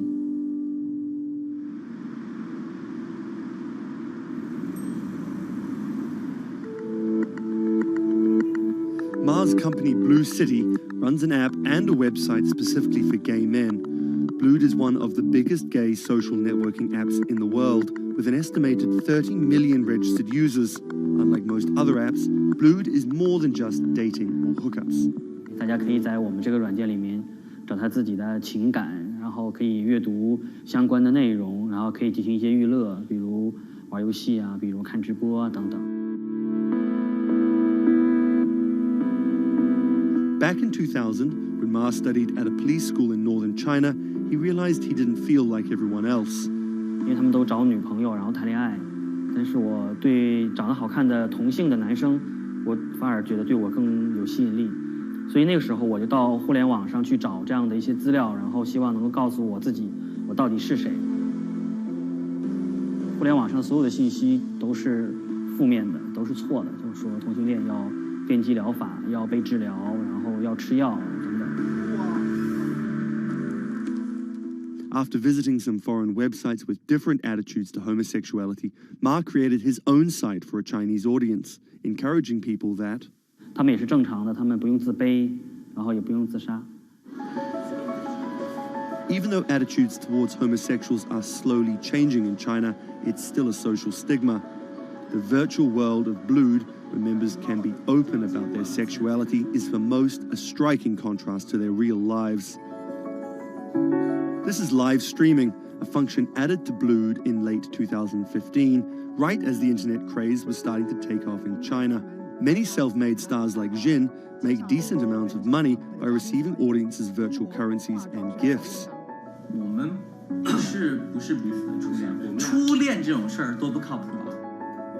For Kyle and Klaus, a couple who have come out, live streaming on Blued means something different. 其实我经常会收到很多粉丝的一些互动的留言，就是类似就是说你们让我们看到了同志情侣之间的一些希望啊，我看到这样的留言我是很欣慰。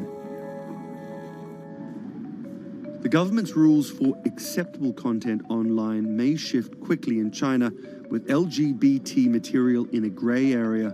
Many companies feel the chill of the recent internet crackdown, but Blue City still runs as usual. Ma has won the Chinese government's trust by helping with HIV prevention among gay men. A third of the company's staff are dedicated to screening pornographic and politically sensitive content. 我不太多的愿意去对抗，我更多的愿意去对话，去改变他们的想法。我觉得这个可能在中国来说是更有效的。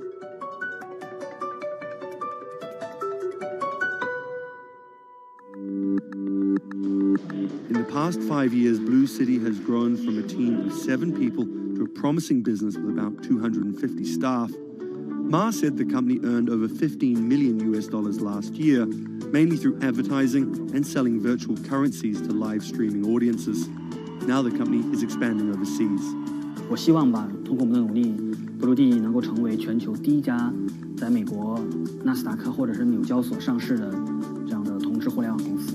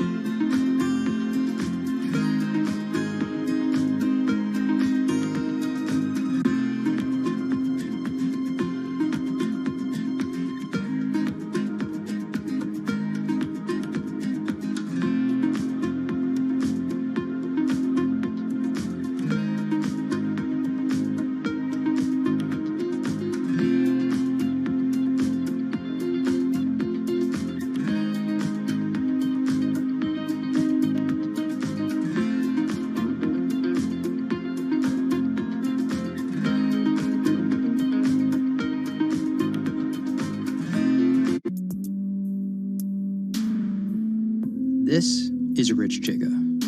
He's a Chinese rapper by way of Indonesia, and he's very popular on the internet. This is Joji. He's a Japanese-Australian singer, and he's also very popular on the internet. Plus, Joji invented the Harlem Shake meme. Let me say that again. This guy, Joji, in the blood bathtub, invented the Harlem Shake meme. But we'll come back to that. So Rich and Joji are both signed to 88 Rising, an entertainment company hoping to build a lasting global brand that will outlive singular moments of virality. They primarily create content combining Asian culture and hip-hop, a formula that apparently pleases the internet gods greatly. They've only been around for 18 months, but they're already putting up major label numbers. I think that we have an unprecedented collective of talent, a group of predominantly Asian artists, really making waves globally, which from an independent point of view as well. 88's founder, Sean Miyashiro, cut his teeth launching Vice's electronic music channel, Thump.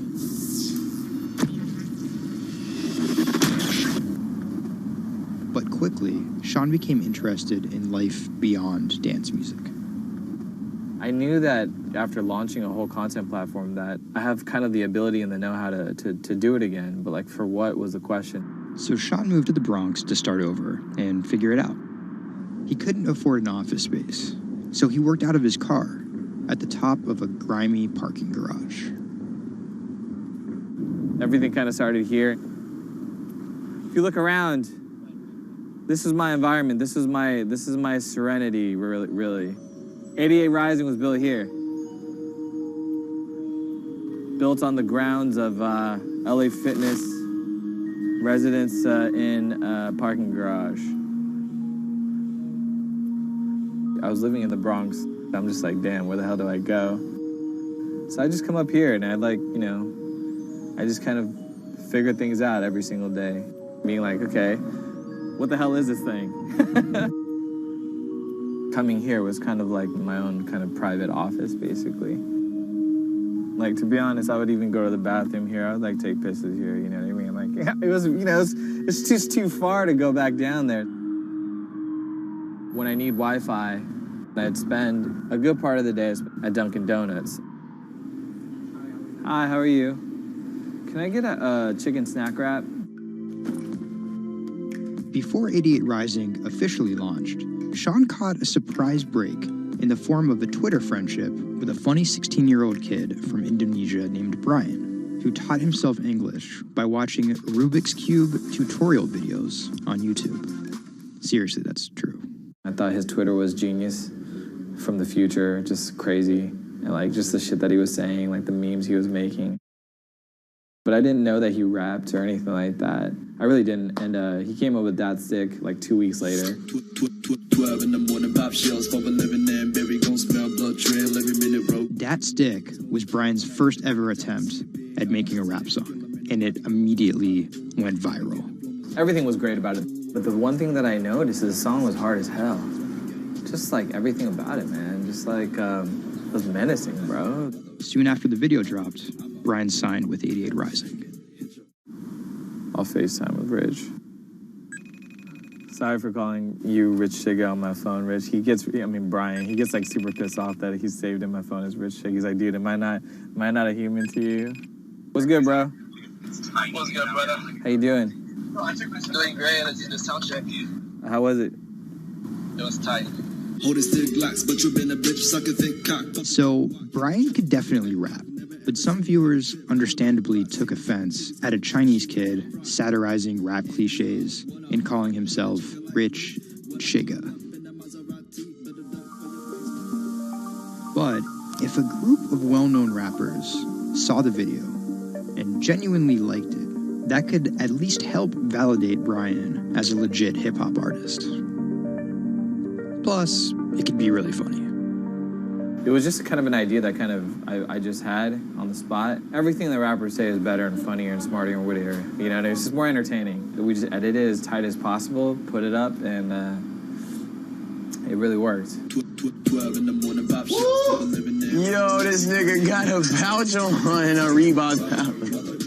This is the hardest nigga of all time. You said when you come for a chigga like me, that was dope. Like, it's just lit, and I think people would take it as a joke at first, but it's like if he ran with that and kept doing more videos like that, it's just lit. You know, I'd never been to America before, and like all of a sudden, just like I see like all the rappers that I listen to just like reacting to my stuff, and I was like, what? How did this happen? The reaction video also went viral and even led to a remix of Dat Stick featuring Wu-Tang's Ghostface. I'll get on that track. You know what I'm saying? Yeah. Really, on the remix? Yeah. Oh, you know him? And yeah, the remix went viral too. Brian has since acknowledged the misstep in his name and claims he may change it. But for the time being, he's still Rich Chigga to his fans. An ever-growing global audience, hungry for more releases from emerging talent around the world. I didn't know that it was gonna be this impactful and this important to people, and I'm very thankful and blessed that it has. And every day now that I wake up, it's like it's just like a new mission every day. A major part of that mission involves Joji. Remember the bloody bath guy? He's a former YouTube personality in the middle of a career transition. The sound of this song, Will He, it's like a trap song that you can like slow dance to.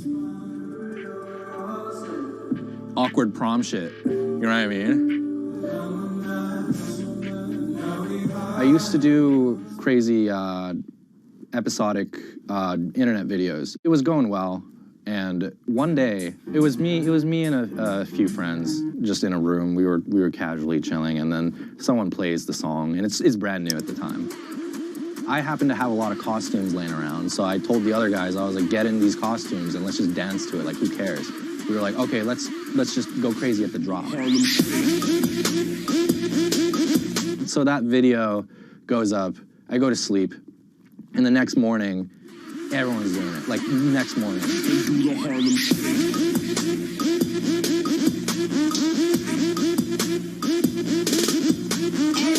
That taught me a lot about the internet, how people want to just be a part of something. And from that point on, something changed, and I was a little better at understanding demographics and people and what they want to see and what they want to hear.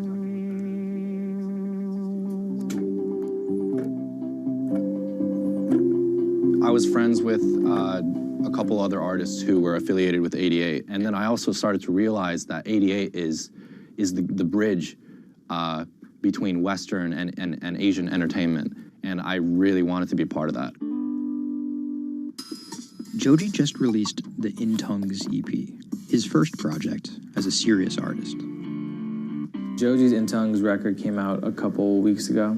It's #2 on Billboard on the R&B charts, which is crazy for an independent release, and he's like a brand new artist. And the success is even more impressive, knowing he went from creating something like this, It's just Taco Bell. What could possibly go wrong? to creating something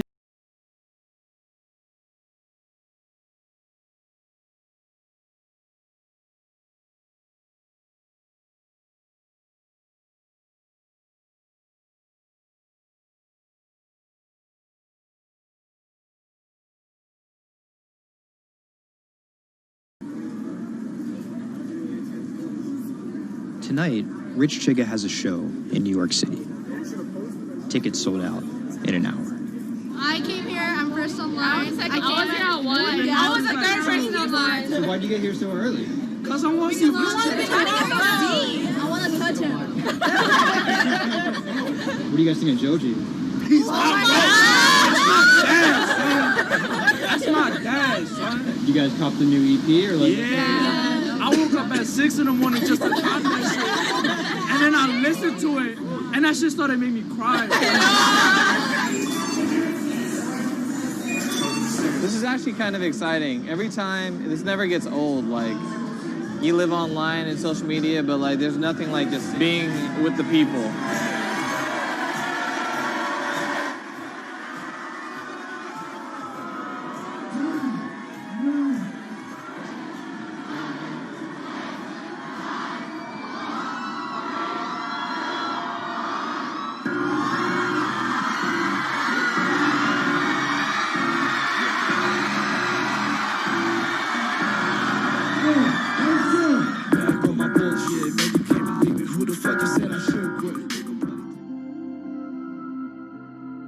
More often than not, viral success happens by accident. And then after an appearance on Ellen or Jimmy Kimmel, the creator's star power fizzles out. But Idiot Rising has figured out how to turn potential gimmicks into brands with an actual following that keeps coming back for the next thing. Oh, shit!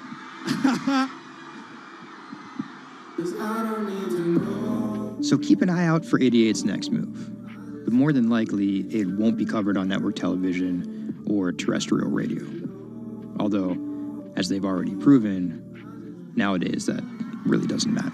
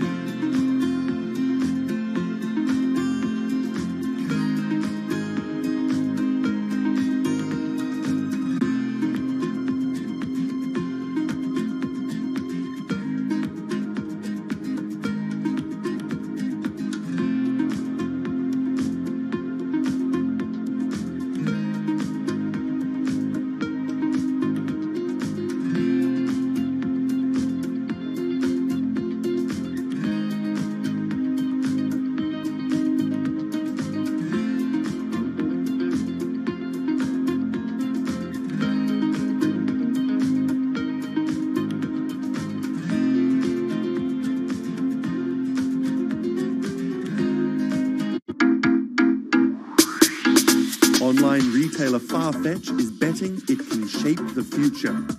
This is its concept store, showcasing the latest in retail tech. How do you capture all of that fantastic information that you gather in store with customers, touch and feel products? And we created a concept called the connected rail. And this is using a combination of RFID and ultrasound. The RFID signal recognizes the product, and the ultrasound recognizes the movement. Take the product off, and then you'll start to see your products appear.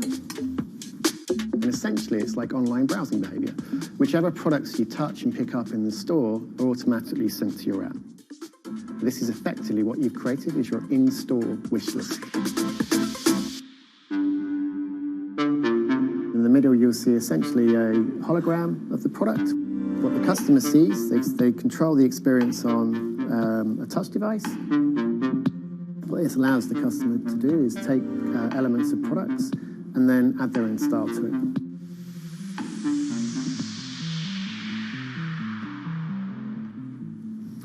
Right, so this is the connected mirror. So in this example, I see my products. I select a coat, and that's tried it, and it's slightly too big for me. So what I can do is choose an alternative size and send a request to the sales associate, and they'll bring that size to me in the fitting room mirror. You'll also see that we've got some product recommendations here. Crucially, the sales associate's able to push items into the mirror from their device. If you wanted to, you could simply use the mirror and pay and go. Your items would then be packed and dispatched to you afterwards.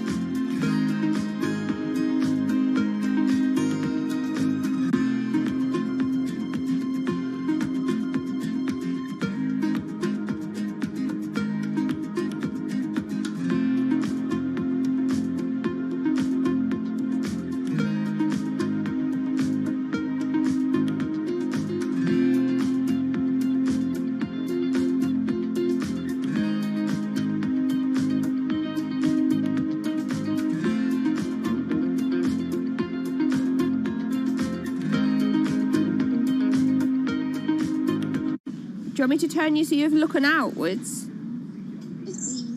Yes, please. How about there? First time we came out with B, Jade said, it feels like I've been released from prison. Do you want these, Mrs? Definitely. Definitely. Right. And she could say hello to everybody, people she hadn't seen for months. It's Jade. Oh. So you can talk to Jade through this. Hi, Katie. She's there. Hi.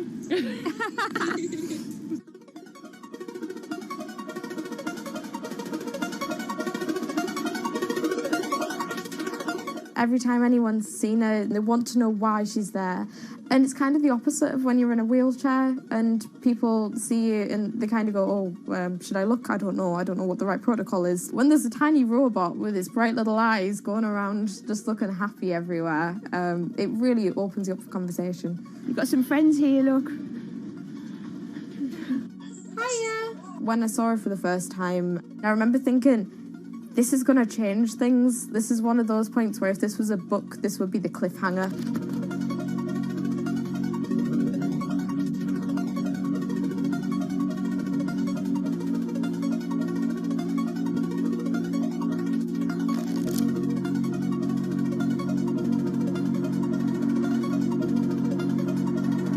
I have a condition called Ehlers-Danlos syndrome, which means that I have a lot of dislocations, there's a lot of pain, and a lot of seizures and whatnot. So I can end up on my own in my room for long periods of time.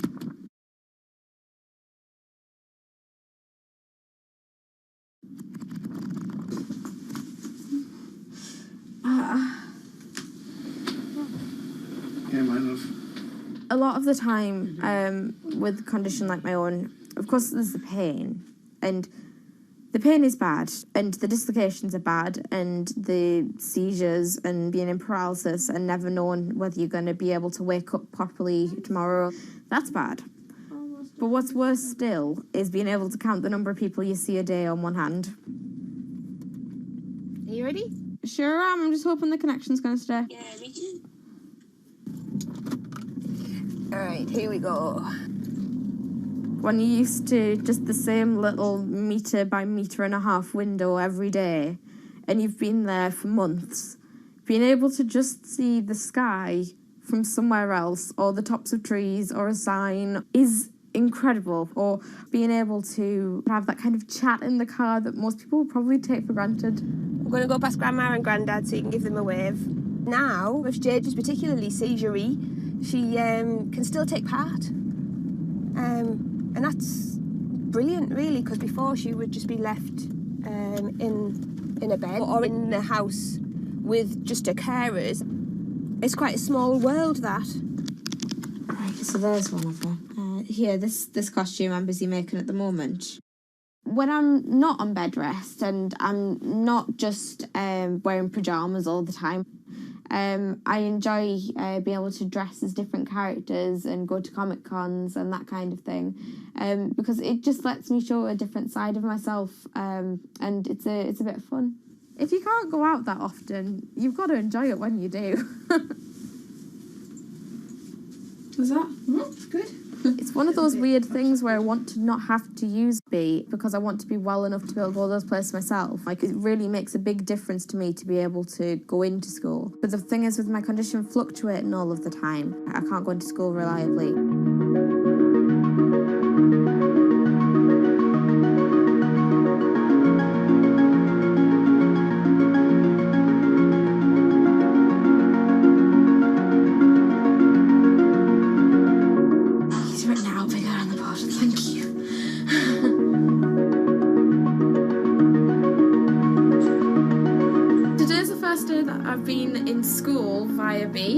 And so far it's interesting, still a few little things that we need to work out, but for the most part I think it's going fairly well, and it's brilliant because I can really tell the difference between today and yesterday.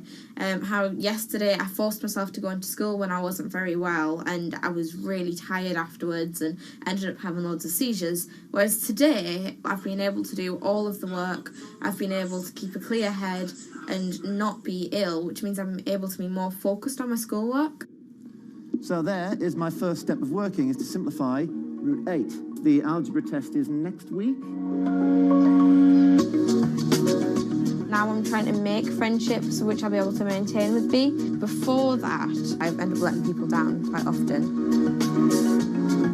B gives me hope, yeah. She's just always there. And if I can't do something, she can. And if I need sort of assistance to be able to make commitments, then she's there, and she means that I feel like a more valuable person because I'm more reliable.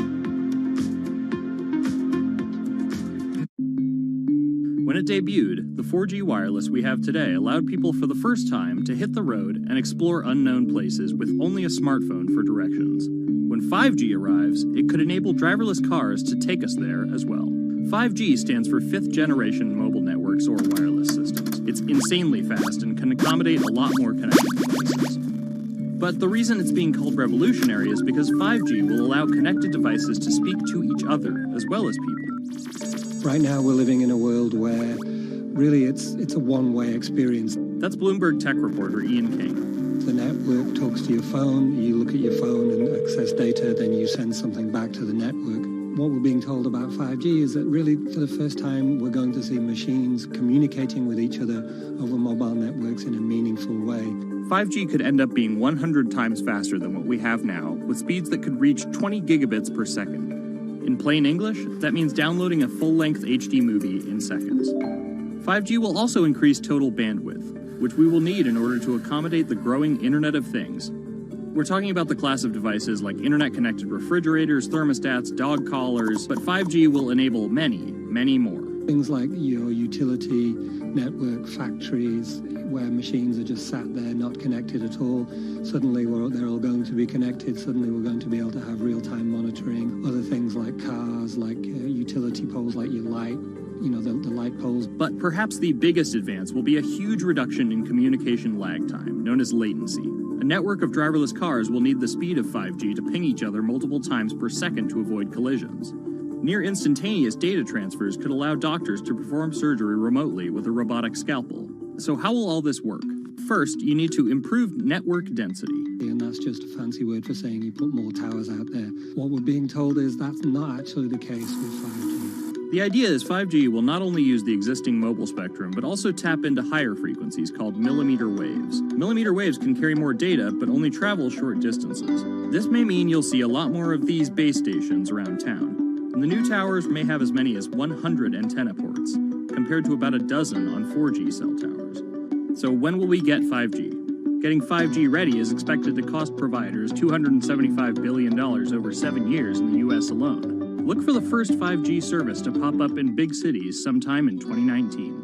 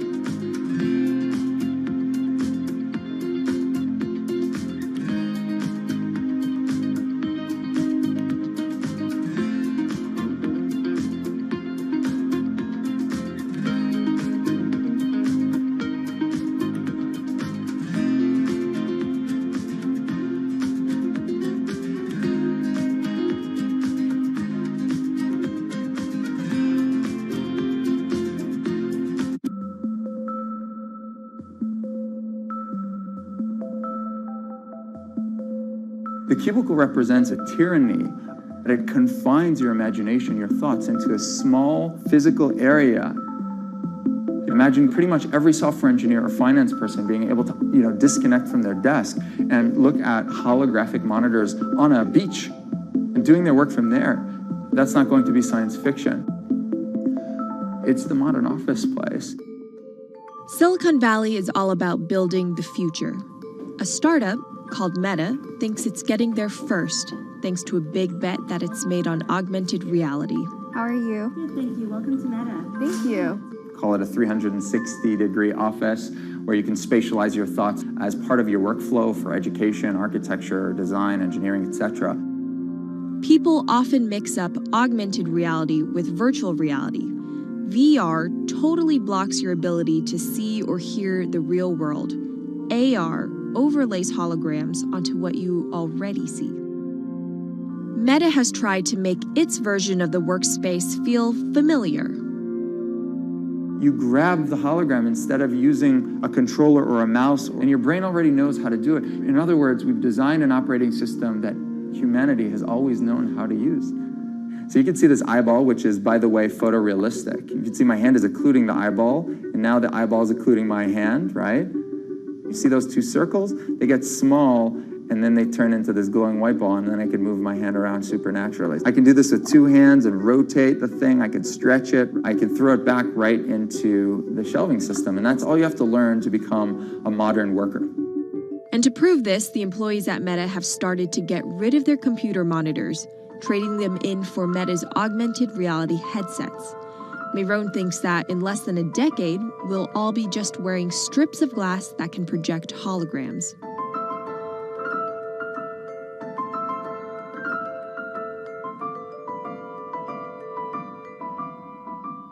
In the early 80s, everybody had computers on their desktop, but no one was using them because they had a lot of work to do. So they were still using typewriters. And at some point, the CEO took all the typewriters away and everybody was forced to use their computers. So it's very exciting to see a new generation of technology, a new paradigm. I consider us like pioneers in the holographic wild. I'm pulling up my browser with my hands and sending out emails to colleagues and just kind of really acclimating to the new environment.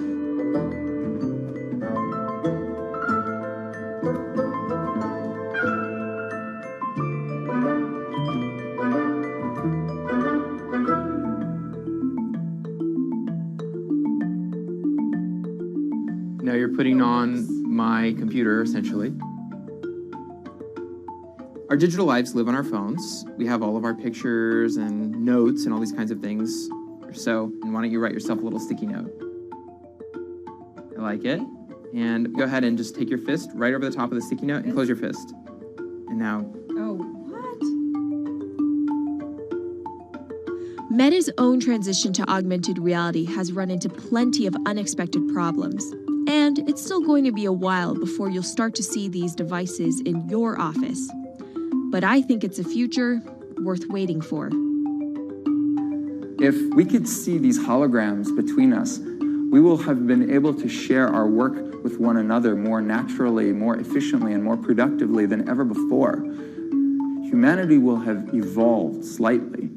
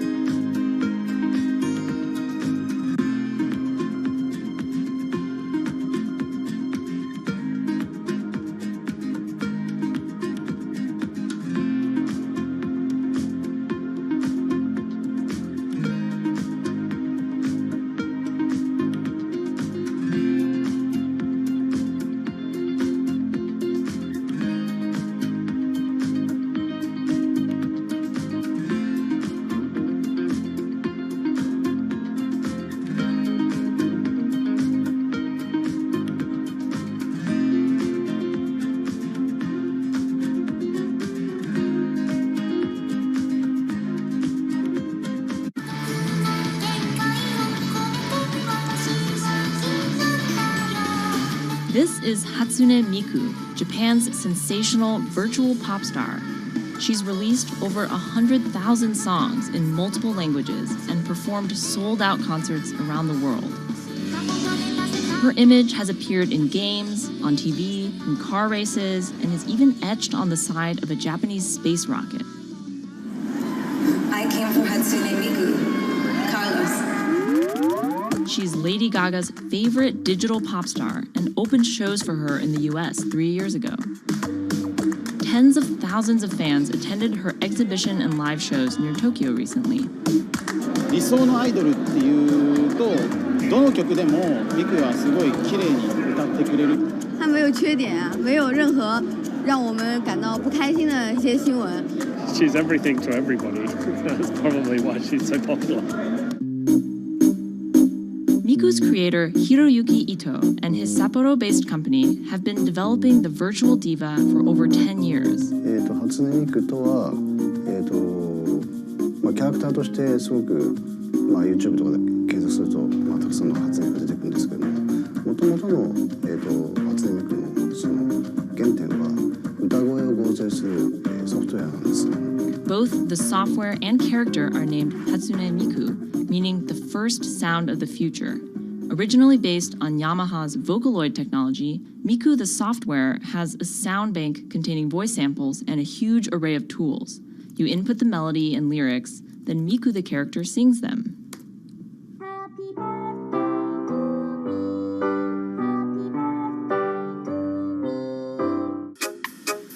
To date, Krypton has sold 120,000 software licenses at $200 each to fans around the world who use it to create numerous songs and share them online.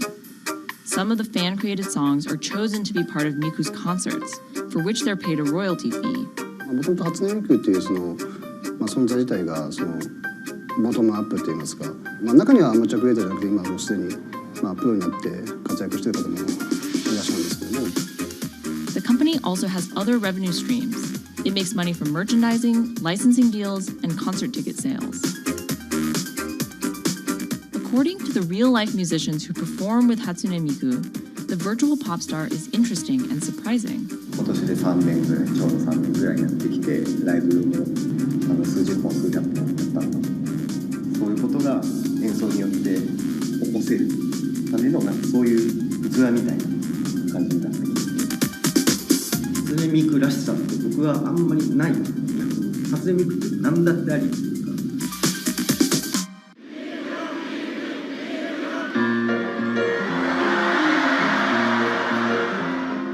For Ito, Miku has the potential to change the way we think about music. そういう新しいそのテクノロジーによって新しい音楽のあり方っていうものを模索していきたいと思っていました。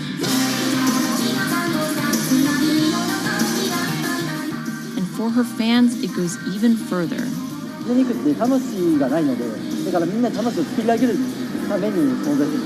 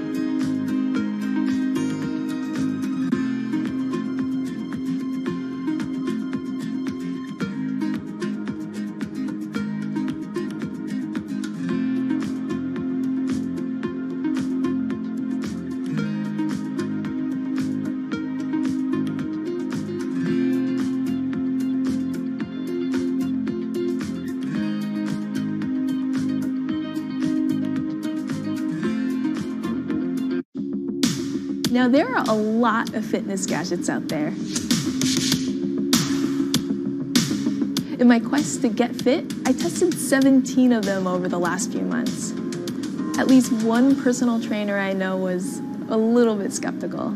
Yeah, I've been watching these new technologies come to the market for almost as long as I've been a personal trainer. They're just tricks and tropes. They're not much different than the Bowflex machines or, to be honest, the original Jane Fonda workout video. But some of these gadgets that are just coming to the market do so much more than what they used to do, just tracking your activities. Out of all of them, this chest strap was my favorite. It comes with a robot coach that points to the future, one where you might not need a human trainer at all. And it works like this. You wear the chest strap so that it can read your heart rate, and that connects to Move's free app that talks to you. Welcome to Move Heart Rate Hit Outdoor Running. Let's get moving and warm up in Zone 2. Move's computerized coach tells you what to do at that exact moment, whether you're running outside or you're doing body weight exercises indoors. Swing your arms faster to get your legs moving quicker. Let's crush this round. And by reading your heart rate, she knows exactly how hard you're working. She keeps you honest. Way to go, you are in the target zone. Keep pushing, you're almost at the end of the round. Don't give up. I've been running for 7 years now, and my biggest problem is that I never push myself hard enough. I end up going on the same slow, comfortable 30-minute jog, but the Move HR Burn blasted me out of that rut. By the end of these half-hour exercises, I was drenched in sweat in a way that I never am when I work out alone. Training with a real person is great, whether that's your group instructor or your coach or your personal trainer. But humans, they're expensive. For the rest of us, this $60 gadget is all you need.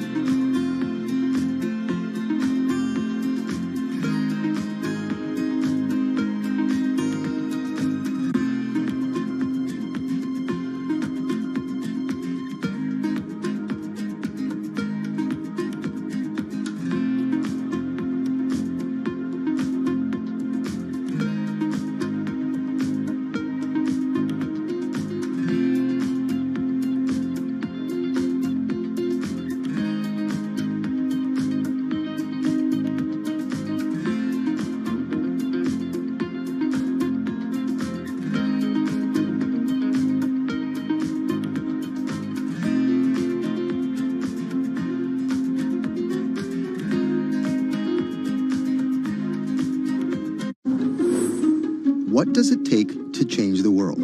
A big army? A cure to a pandemic? A revolution? All of these take either a lot of people, thousands of hours, or massive amounts of space. But for Julian Assange, all he needs is one room, an internet connection, and the world will listen. Assange is located here, and more specifically, right here.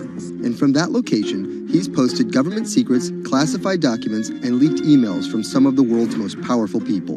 And in doing so, has been labeled a hero, a villain, a nihilist, and everything in between. This is how an Australian programmer sequestered in the Ecuadorian embassy in London became one of the most influential and notorious people in the world. Born in 1971 in Townsville, Australia, Assange has always been on the move. Living in over 30 homes by the time he was in his mid-teens, Assange, along with his mother and half-brother, finally settled down in Melbourne. His introduction to hacking started at 16 when he was given a Commodore 64, which he attached to a modem. He attended the University of Melbourne, where he studied programming, physics, and mathematics. He never graduated, but that doesn't mean he didn't get an education. By 1991, Assange hacked into the Pentagon, U.S. Navy, and other branches of the U.S. government. In 1996, he was caught by the Australian Federal Police and charged with over 30 counts of hacking and computer-related crimes. He didn't get any jail time, but he was fined $2,100. I think the first taste of what would come later was the hacking that he did as a young programmer, and that really sort of foreshadowed a healthy skepticism of the use and abuse of technology by governments. That's Vernon Silver. I'm a reporter for Bloomberg's investigations team. Assange's youth as a hacker laid the foundation for him to start WikiLeaks in 2006. But what is WikiLeaks? It's a website that posts unfiltered, usually classified documents. What separates it from every other media outlet is that they have no editorial hierarchy. With a publication like the New York Times, information comes in, they take that information, package it, then disseminate it for the public to see. WikiLeaks, however, cuts out the middleman.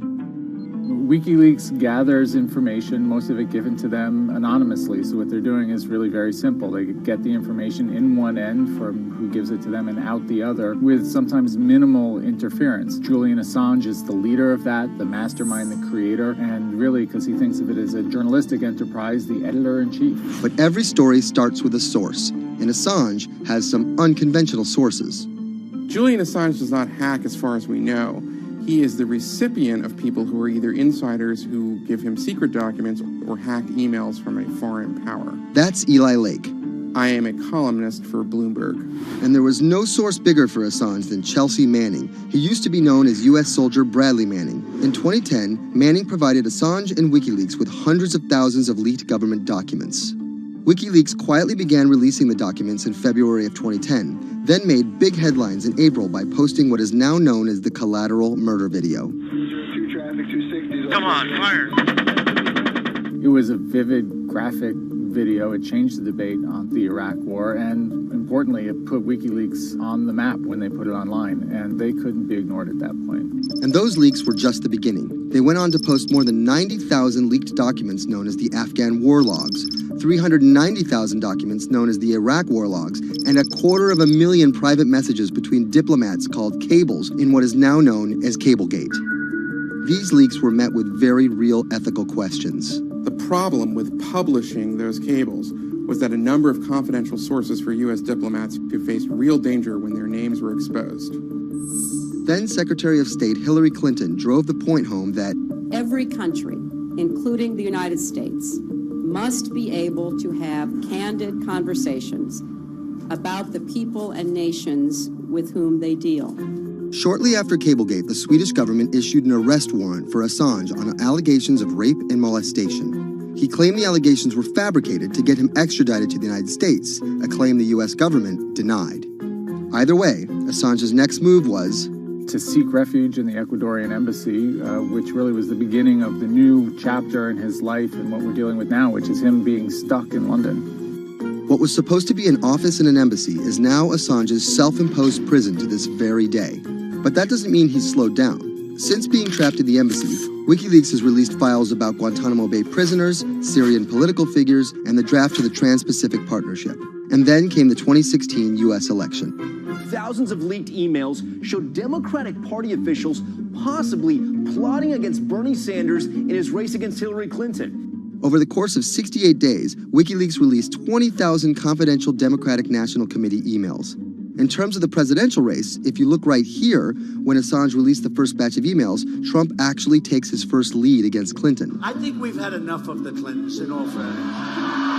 Don't you think? Once WikiLeaks started exposing secrets of the Democratic Party, Julian Assange became a hero to many on the right. Public opinion kind of flip-flopped. WikiLeaks! From the emails, we now know Hillary Clinton's campaign manager makes risotto, and also how the DNC squashed Bernie Sanders' campaign. One thing we don't know is who gave Assange the stolen emails in the first place. Many leading Democrats say they suspect it was the Russians.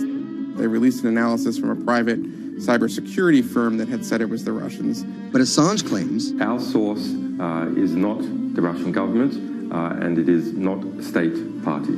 So this is where we stand today. The public still doesn't know who provided the emails to WikiLeaks. Meanwhile, Assange is still running WikiLeaks and still releasing documents. In March 2017, he started publishing documents from the CIA's Center for Cyber Intelligence called Vault 7. The CIA, the agency charged with finding and keeping our top secrets, can't keep its own secrets. As long as Assange has a connection to the world, no government secret will be too far from exposure. Julian Assange is still in the embassy. Maybe he'll leave, maybe he won't. Kind of regardless, his work has been done. He's changed the way people think about their governments, about their own secrets, about their own hackability, and really the world has changed because of him.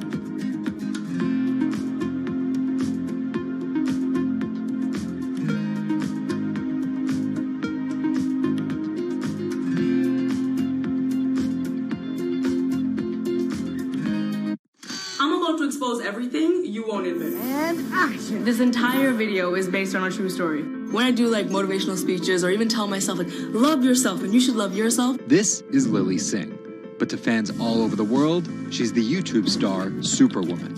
What if everyone's a girl, Superwoman? I know we can change the world for the better, one positive day at a time. My parents now know what I do. They didn't know what I did for a long time in the beginning of my career. I was just making videos in my room. They had no idea. Mom, Dad, have you seen my keys? I can't find them anywhere.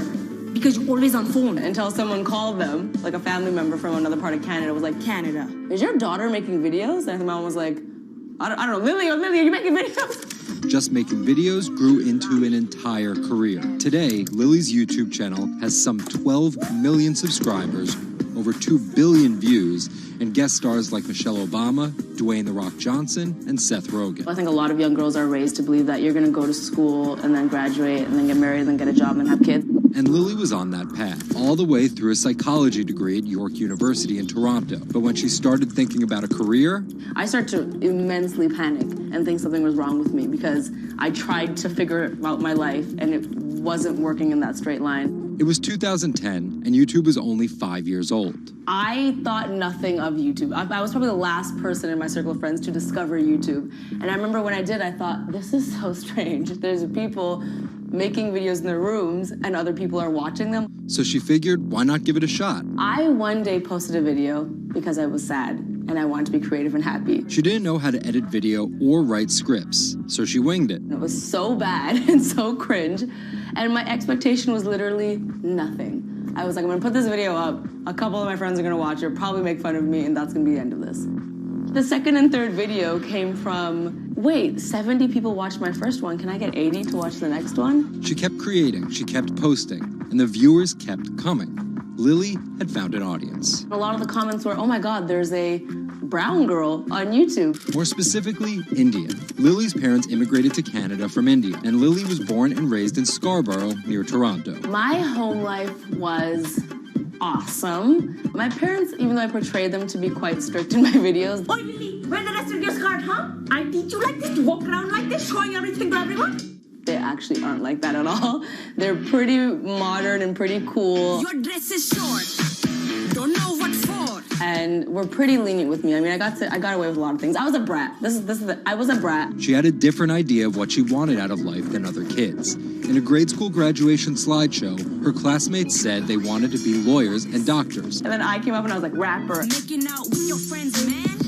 But then you say that you hate hoes. I could just feel my parents being like, why? Because that's just not something women really did in the Singh family. I know there was a ton of people that weren't happy about my birth being a female, so I think, and that's some real-ish, but it's a real thing. The best thing I could have done to prove to so many people that didn't want my mom to have a daughter was to become Superwoman. What up, everyone? It's your girl, Superwoman. It was the name of Lily's favorite hip-hop song by Lil Mo featuring Fabulous. I love the song so much because it was one of the only songs at the time that was an empowering female song, where Lil Mo's going on about, like, I will save guys with my superpowers, and I will save girls with my superpowers, and I am the Superwoman. I thought, this name that I've had for so long that empowered me when I was younger, I'm gonna make this my screen name. Maybe there should be a new series. Superwoman didn't just burst onto the scene overnight with a viral video. It was a steady climb fueled by hard work. The moment that I thought this is going somewhere and this could be a career was the first time I performed internationally. It was in India. And it was the first time where I was truly across the world and people knew my videos. Singh has transformed herself from a bratty kid to an internet personality to a media mogul. She starred in a feature film, A Trip to Unicorn Island, in 2016. And her book, How to Be a Boss, hit the New York Times bestseller list in 2017 while she was on a 30-city international tour. Lily started out with the goal of getting millions of subscribers and financial security. Hurry the hell up! But after surpassing those goals, success has new meaning. I've really come to terms with the fact that my definition of success is what's the best legacy I can leave behind. And it's not the number of views and the number of subscribers. It is the number of people that can say, this girl changed my life or changed something in my life positively.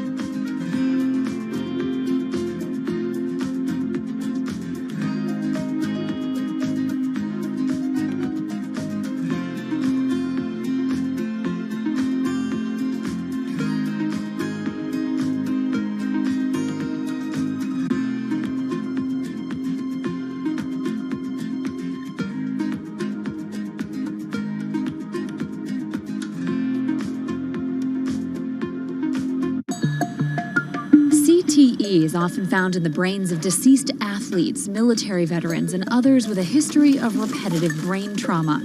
Hundreds have donated their brains to the VA Boston University Concussion Legacy Foundation Brain Bank. This is a former NFL player who died in his early 70s, and this is a veteran who also died in his early 70s. Dr. Ann McKee dissects these brains. The hippocampus and the mammillary bodies are very important for memory. I can see that they're slightly affected. McKee recently dissected the brain of former New England Patriots player Aaron Hernandez, who was convicted of murder and later committed suicide. You'll see right away that the brain is showing signs of shrinkage. You can see the crevices in the brain that you can't see in the normal. McKee says Hernandez's severe case of CTE impacted his decision-making, depression, and ability to control rage and aggression. Right now, she thinks we're underestimating how many people have CTE. We were able to distinguish between CTE and controls and CTE and Alzheimer's disease. The next question is, can we do this in the blood, and can we do this in living people? And we aren't there yet with those answers. But the need for a diagnosis in the living is motivating companies such as Quanterix in Lexington, Massachusetts, to work faster on technology that could diagnose concussions and CTE in as few as 30 minutes. Kevin Rosovsky is the CEO. It's like a high-powered microscope. And so by doing that, we can see little biomarkers that you couldn't see before in the blood. Quanterix received a grant from the NFL and just went public.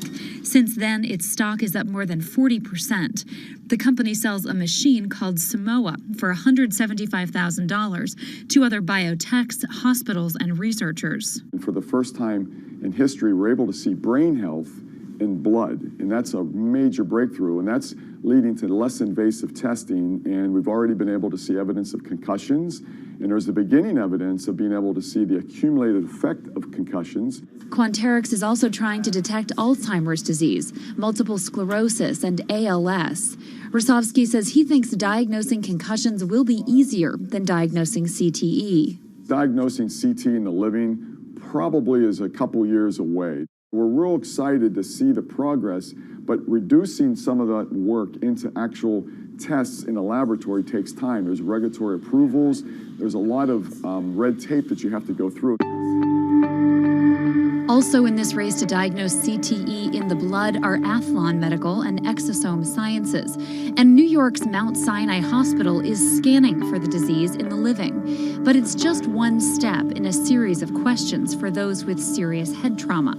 There's still no cure for CTE. Even if we had a great idea for a treatment, there's no way to test whether it's effective or not. So that's the enormous advance that we'll get if we can develop a biomarker for this disease. In Boston, Ann Mostu, Bloomberg News.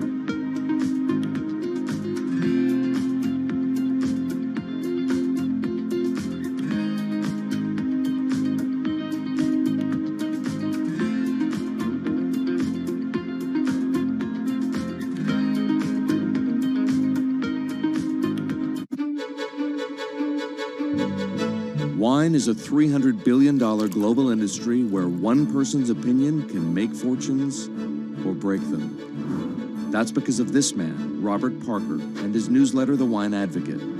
For 3 decades, he dominated as the world's most influential wine critic. Now Parker's protege is building an empire of his own. Antonio Galloni runs Venice.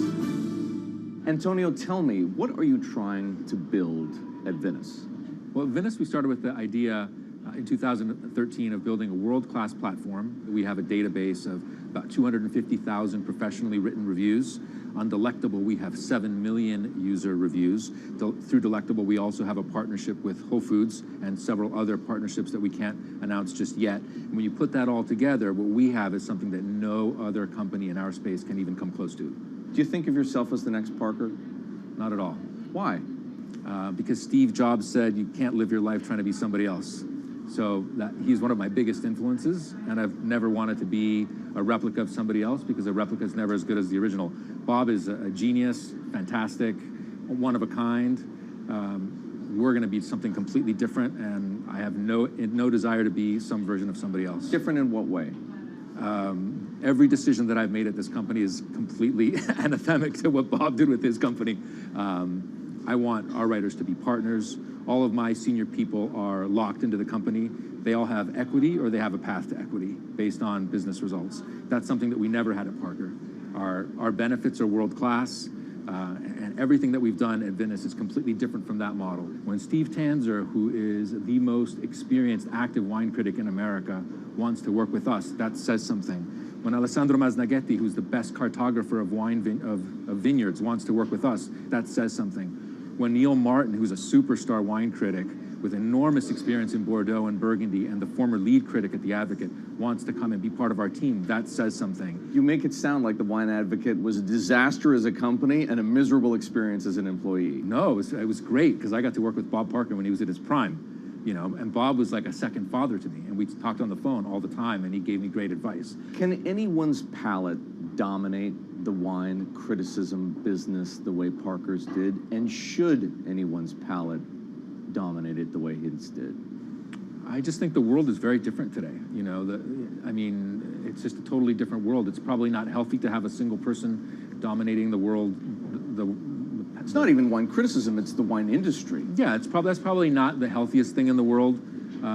But I think that there's just such an opportunity right now with social media and technology to reach such a massive number of people that I think it's possible that 1 or 2 people will actually have more influence than Bob Parker did, because they will, again, this goes back to your first question, not trying to be a version of somebody else.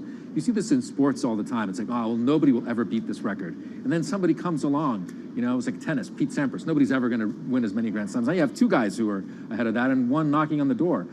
And so I think a lot like that. You're a former investment banker. How does that inform and influence what you're doing and what you've done? My generation has had to deal with a lot more challenges. That's why I think we're actually much better poised for the future.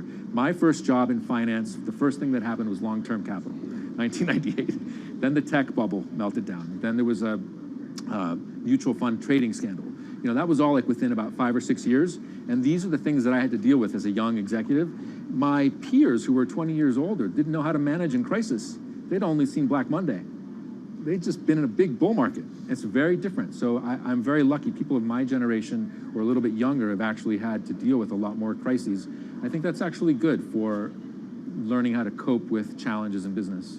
From the outside, it kind of looks like you're trying to demolish the house that Parker built, right? You left The Wine Advocate. Yeah. You merged with one of his chief rivals. Yeah. And you just hired his successor, Neil Martin. Mm-hmm. So are you? I think what that says is that all the best people want to work at our company. And that's really what we strive to create starting in 2013. We wanted to create a world-class company that would attract the best-in-class talent, and not just on the content side, on the technology side, on the digital side, our office, and at every level, what we're trying to, we only hire superstars, and we're looking for those superstars.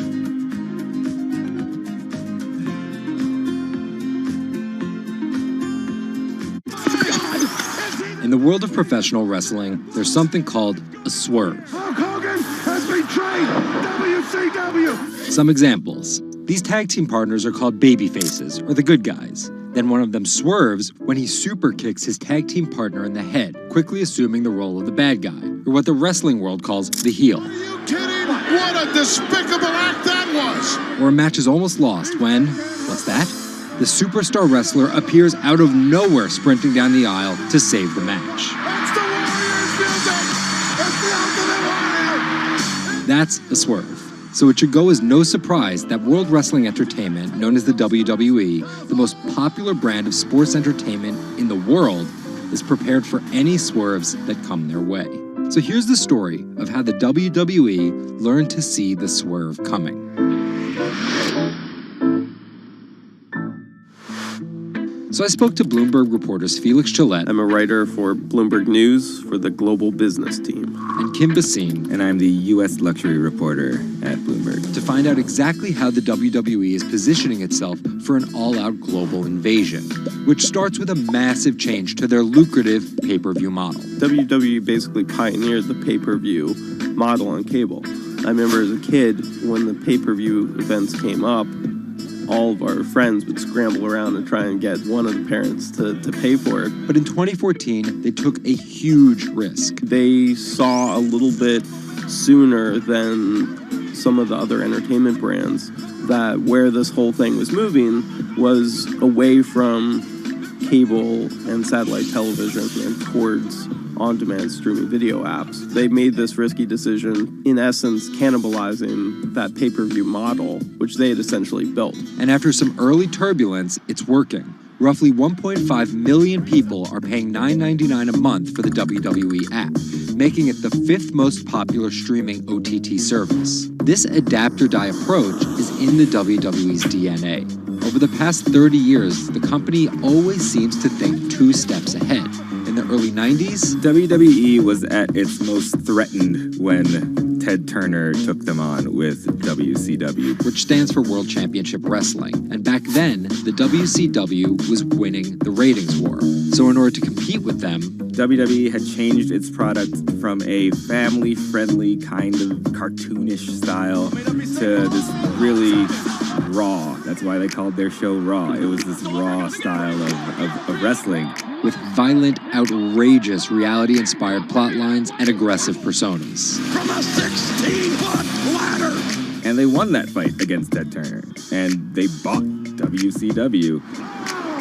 The early 2000s ushered in an era of testosterone-driven programming aimed at the red-blooded American male.